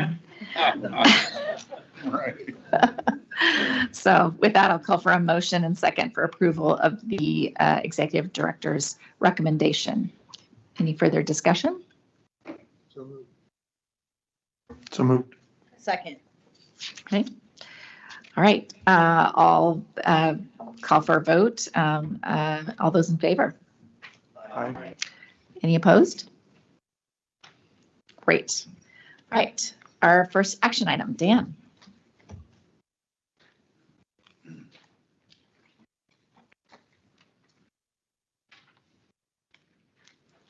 Good morning, Commissioners. It's a pleasure to be here. After all that discussion of economic development and the aviation business plan, I am thrilled to be in front of you today to bring a ground lease for Alaska Airlines maintenance hangar facility development. We've been at this a long time. Alaska is a great partner of the port. Right now, they're with Horizon and a Hawaiian Airlines acquisition. They're over 50% of our traffic here at PDX. and they're proposing to do a great investment for our community and for the airport. We'll move to Steve for the details, but I just wanted to maybe talk a little bit about not only is it a great revenue opportunity for the Port of Portland and PDX to allow us to continue to operate and maintain a safe, efficient, and reliable airport, it does have this big economic development opportunity associated with it. So the investment that Alaska is proposing to make is over $135 million. It'll create 500 construction jobs and over 100 family wage, high quality jobs that will be permanent in the facility. That's a great infusion for local and state tax base, but it's also a great opportunity for people to get into aircraft maintenance with maybe an associate's degree and have good family wage job with benefits. So we're very excited about that as well. Steve, who is the senior manager for aviation or airside properties and aviation contract administration, will go into the details of the proposed lease and the recommendation to approve it. And as you can imagine, this has been a big team effort at the port over the years.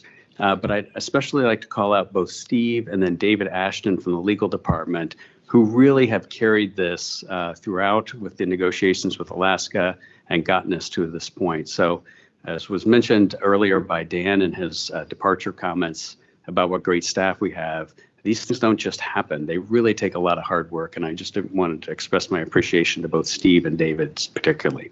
So with that, Steve, I'll turn it over to you. All right. Thank you, Dan. Good morning, Madam President, Interim President, and esteemed commissioners.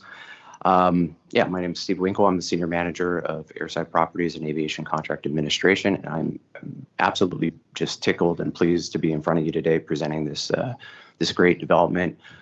As Dan noted, it has a lot of economic benefits associated with it and other benefits. But for me personally, we've spent quite a lot of time. It's a big group team effort. Also, a lot of time with our key partner here, Alaska Airlines. They've invested a lot of time, and without them, this wouldn't be possible. So a big thank you to them. And I just feel like I'm get to be the guy that's kind of walking in front of the parade today. So I'm just really happy with that. All right, well, let's get into it. Next slide, please.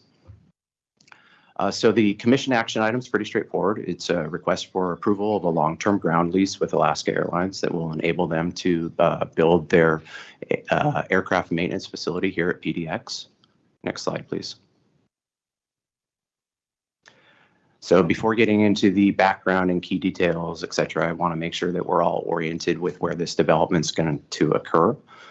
It's going to be the last large development lot in what we call the AirTrans Center at PDX. And the AirTrans Center is where we have all of the air cargo existing facilities or most of the air cargo existing facilities and the other aircraft maintenance facilities as well.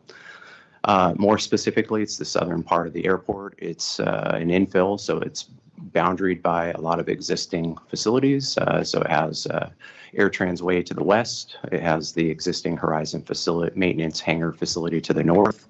It has the Oregon Air National Guard base to the west, and in close proximity to the south is Cornfoot Road. Next slide, please. So on the screen, in greater detail, you can see the proposed development and its surroundings. The proposed leasehold and approximate building footprint are outlined in red.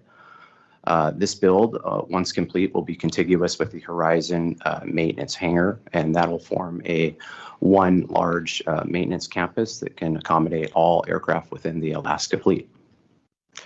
As you know, Alaska is our largest air carrier. They offer the most aircraft operations, serving the most destinations from PDX, and have the most seats in the Portland market. Currently, they're approaching across their Horizon and Hawaiian and Alaska lines 55% of our market. The airline continues to grow through aircraft purchases and also acquisitions of other air carriers, with the most recent being that of Hawaiian in late 2024. The new Alaska hangar is designed to support aircraft maintenance for both the Alaska mainline fleet as well as the Hawaiian fleet, which includes some larger aircraft, wide-body aircraft, such as the 787 Dreamliner and also the Airbus A330 as well. Next slide, please.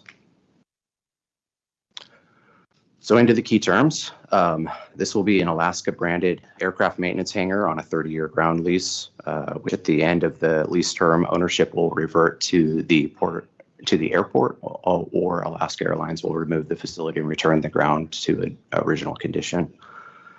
The site is predominantly vacant today, and it's provided in as-is condition.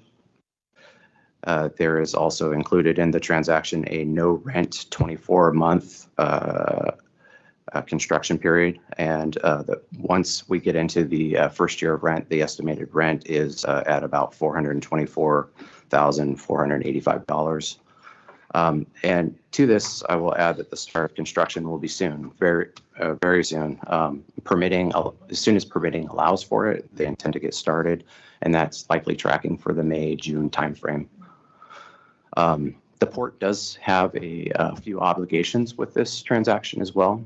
Those include rehabilitation of an existing taxi lane, soil removal for excess soil that's left on the site, and then also a small backflow device as well. The rehabilitation of the taxi lane portion is taxi lane J. It's an existing asset. We don't really count it against this transaction because it's been there for about 30 years and it was due for an asset renewal already. So that was already part of our capital plan. The soil removal is essentially existing stockpile, a stockpile and some berms that consist of about 2,145 cubic yards of soil. And as opposed to the port taking on its own project and mobilizing for that, we've negotiated with Alaska to remove that soil since they will be doing extensive earthwork as well. And that comes with a actual cost, but not to exceed $300,000 in the form of a rent credit. And then that last component, the backflow device, that is a city permitting requirement. So as we do this development, the city has indicated that we have to add this backflow device. And rather than mobilize a separate port project, we're asking Alaska to do it on behalf of the airport and doing a reimbursement agreement for up to $50,000. But I guess I'd also add, it's not for their development, it's for the airport. Next slide, please. So this is an overview of how the site lays out. It's, like I mentioned before, it's an infill project. It's the last large parcel in the AirTrans Center. It's approximately 10.69 acres. They're intending to build a LEED certified building on that property. The facility will consist of 125,000 square feet or so of a large hangar bay, which if they're doing 737s, they can accommodate 3 of those simultaneously, or if it's the larger wide body, it's 2 at the same time. Attached in that building is also an additional 60,000 square feet. That's in a 2-story format, and that includes offices and support space directly related to this maintenance mission. And then kind of the last part of the build that I want to call out is the aircraft ramp. So there'll be about 225,000 square feet of new aircraft apron that provides enough space for the aircraft to taxi to and from the hangar to taxiway J, and also have space for parking 3 aircraft as well. Next slide, please. Okay, so economic benefits. Obviously, there is a collection of economic benefits resulting from the hangar development, including significant tenant investment, job creation, increase to the local tax base, airport sustaining rents, and then also a long-term commitment to our market from our largest air carrier. With a $135 million planned investment, we anticipate an approximate 2-year construction period, creating 200 to 225 unique construction jobs in connection with this project. In addition to this employment, it is anticipated that the construction activity will generate $8.7 million for state and local taxes during this construction period.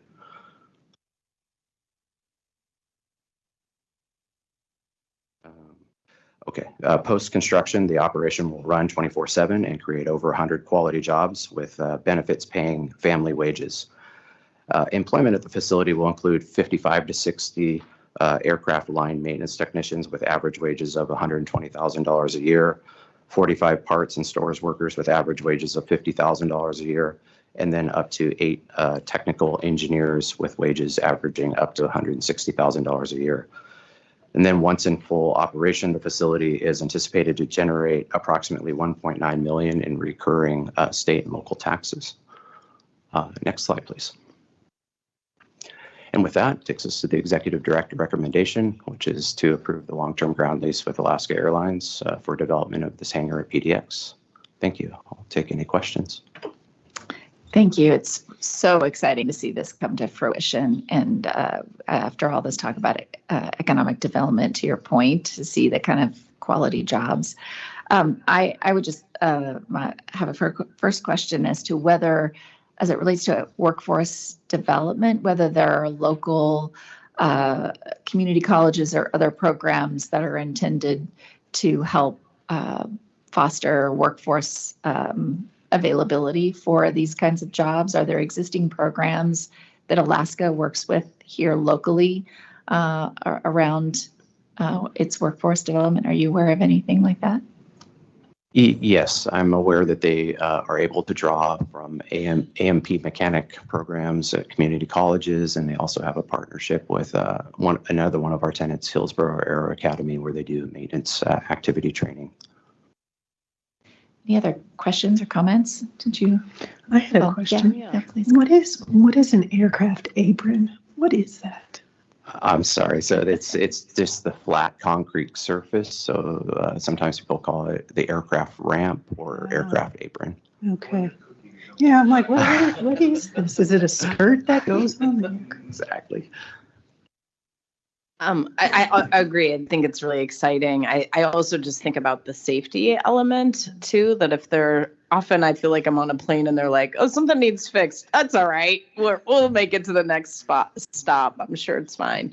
So the ability to have a hangar here that can do repairs sounds like a safety improvement. You may know actual data on it. It's just a small random question because I know we do get like basically a rental fee when planes are parked here overnight. What will happen with that space if planes are staying there overnight regarding that? So since that's part of their leasehold, they're paying to develop it. There's no additional charge for them for that. But we may also enjoy some additional landing fees if aircraft show up here for maintenance outside of the regular flight cycle.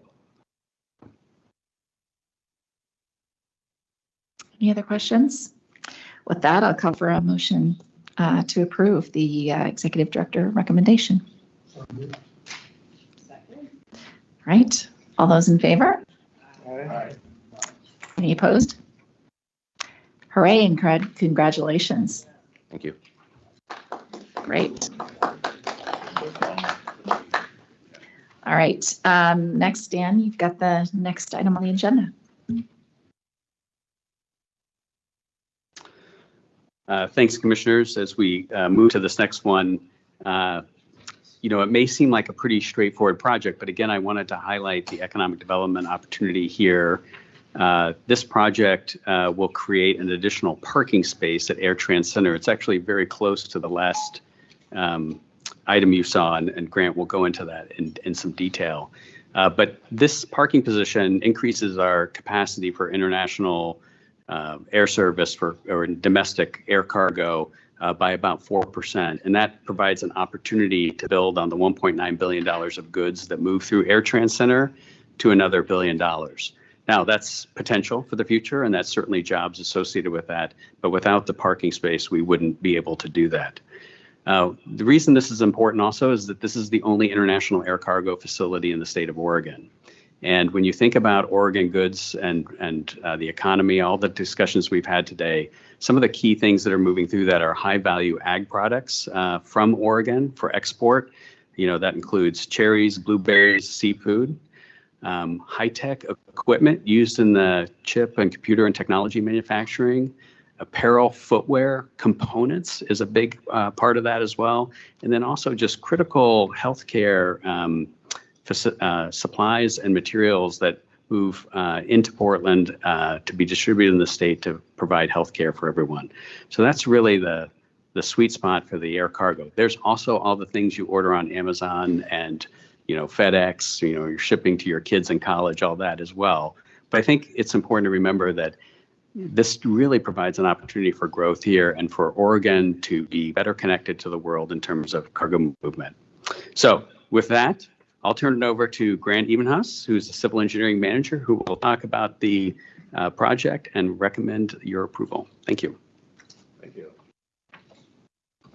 Thanks for having me here today, commissioners.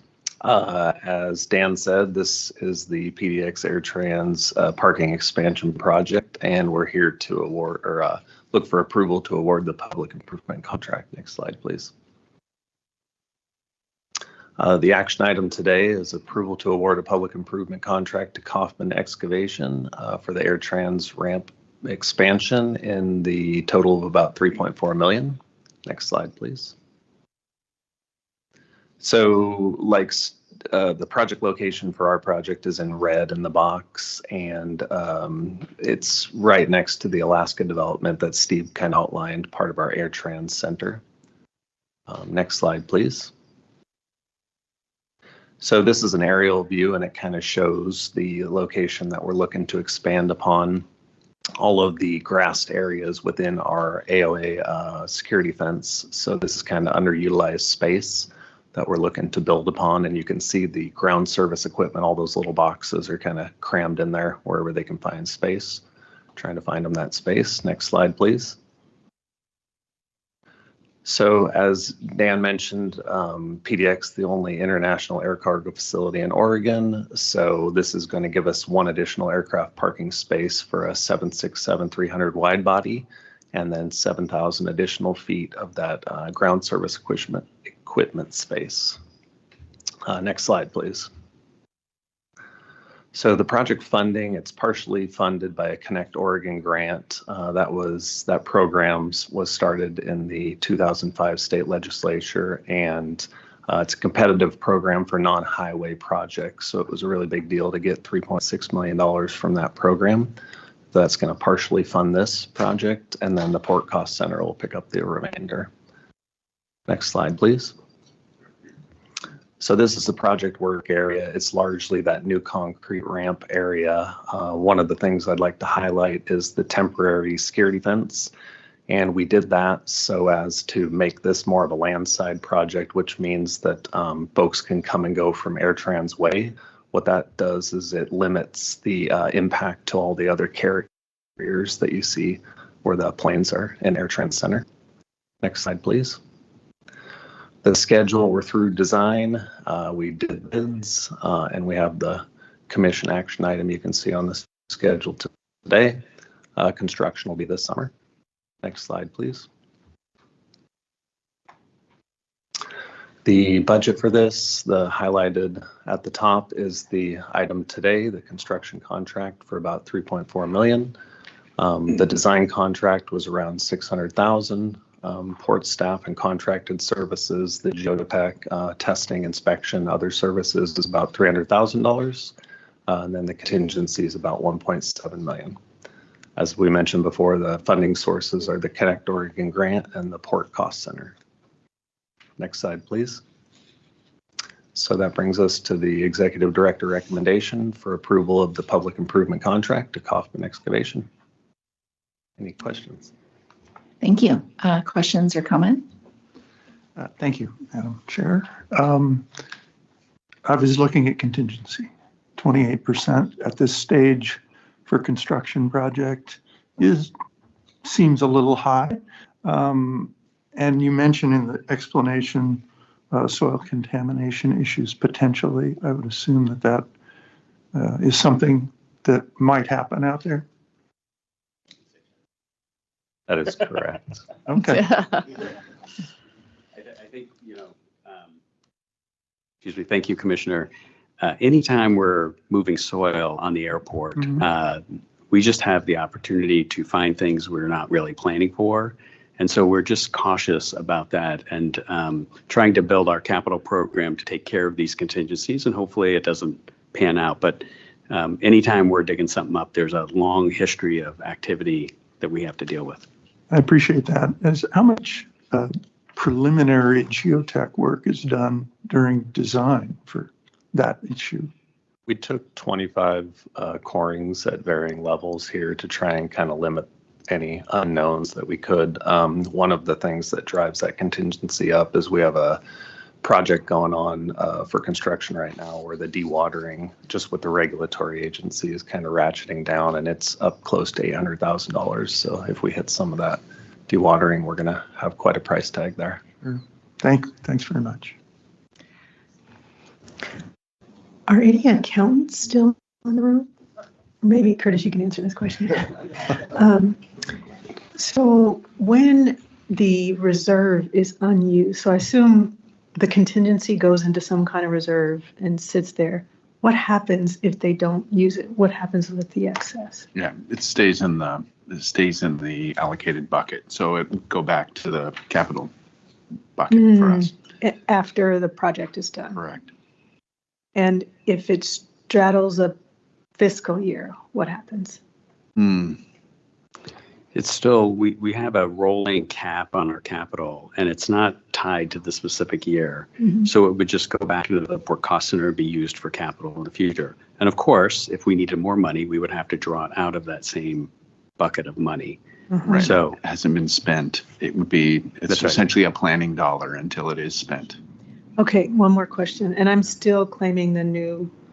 You can't do this for much longer. I know. And one last question, is it I want to be the newbie forever, Michael. You don't get that one. about the grassy knoll? This is referred to as the grassy knoll, and Oh, is I that? thought I might get questions about the Zapruder film, and I could not see the second shooter on the grassy knoll. But No, it looked flat. Doesn't there have to be a knoll? Just a grass patch. touche. Okay. So what happens? So does the accumulation of reserves constrain actual activity? Does that make sense? Does it constrain you from a budget It standpoint? does. I would say it doesn't constrain activity. We have a very active, I'm looking at Sean. We could actually call our head of our planning shop here, or Christina. We could talk about this, and maybe it would be useful. We do try to come to you every few years with a capital plan, sort of how we think about the capital plan. But we're very thoughtful about what's it look like over 10 years and over 5. And if we have extra, what would we do this year? And we try to do it in a way that is best for the business, so that if something needs to be pulled forward, we can adjust accordingly.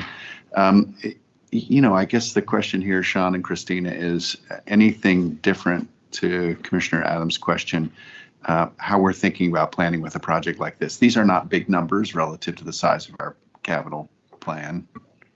Right, that's correct, Christina Kelchner. I appreciate the question.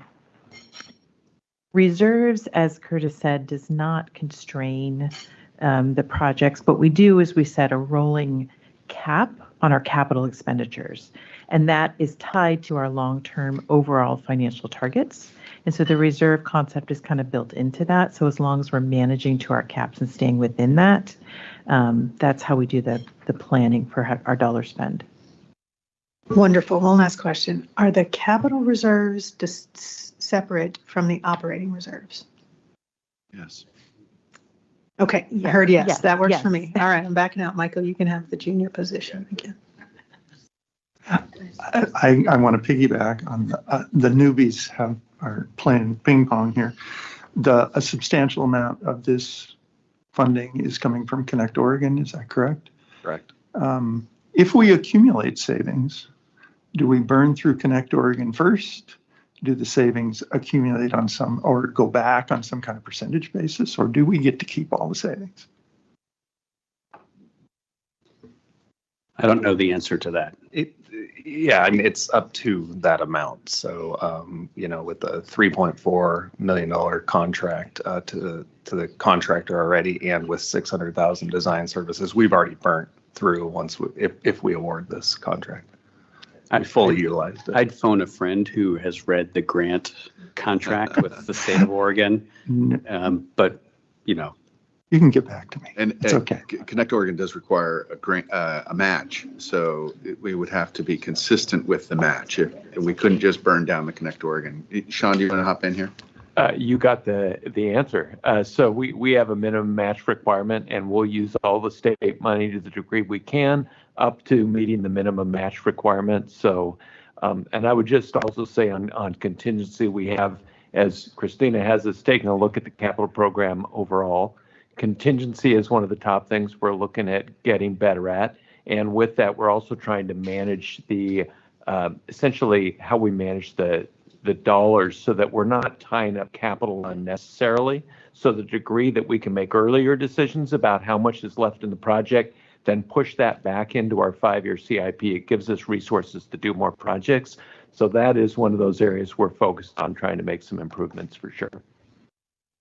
And I'd like to just point out, Grant has read the grant agreement. So my bad there. Michael, it looks like the two of us will become like the twins from The Shining. Like we'll just show up, start asking questions about accounting details. It's a red rum sweater. Yeah, right. So, Commissioner Sokol.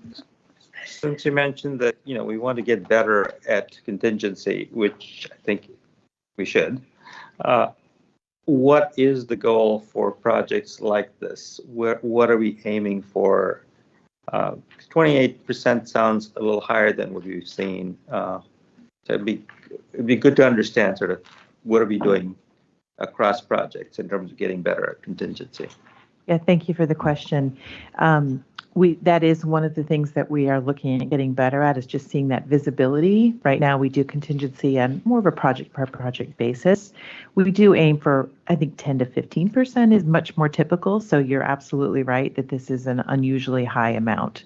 There's good reason for that with the soil at the airport. I think I have heard many people say that if you drill one sample in the soil at the airport, you've drilled one sample of soil, and you could go a foot away and it will be different because of the nature of that filled soil. And so we do like to have a higher contingency for this project in particular. But one of the things we're looking at programmatically is how do we look at that overall view of our contingencies to see how we're tracking across projects and the use of contingency over time. So that is what our goal.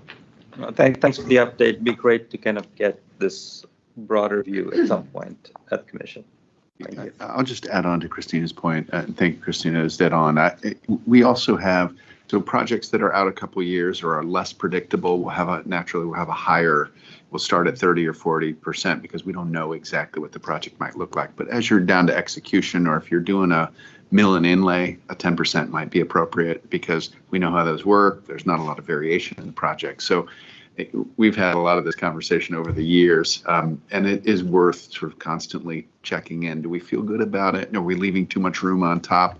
I'll just say from a management perspective, I'd say our management team is confident that we're not going rampant with the contingency, but it is worth a look to make sure we've got some guidelines, and we're also doing it equally across the organization. If I could add, and really encouraging, because not everybody, and I will speak from recent history, not every capital program is really attuned to risk and release. So as you go through a project, risk should diminish. And especially if there's a known risk, you can make that diminish earlier in the project because you'll have most of your excavation subsoil work will happen early. And if you find that it isn't as contained, you can release that to the rest of your capital program in a much more efficient way. And so I'm really happy to hear that you're looking at that. Thank you. Great questions. Thank you. I had one, but I think it was about the grassy knoll, actually, about maybe I'll just go ahead and ask it. I am curious, when you are expanding the concrete and taking out grass, in a project like this, are there special considerations for runoff, particularly, given some of the activities that are happening in the area that are involved in a project like this in this instance? Thank you. Yeah, we're going to bring all of the water out into the ramp and capture it at the existing drainage facilities. And those will all have the BMPs there, best management practices for controlling sediment and other pollutants. Yeah. Thank you. Any other questions or comment? All right, with that, I'll entertain a motion. So moved. So moved. Second. All right. All those in favor? Aye. Any opposed? Looks like it passed. Congratulations. And with that, we will adjourn the meeting. Thank you.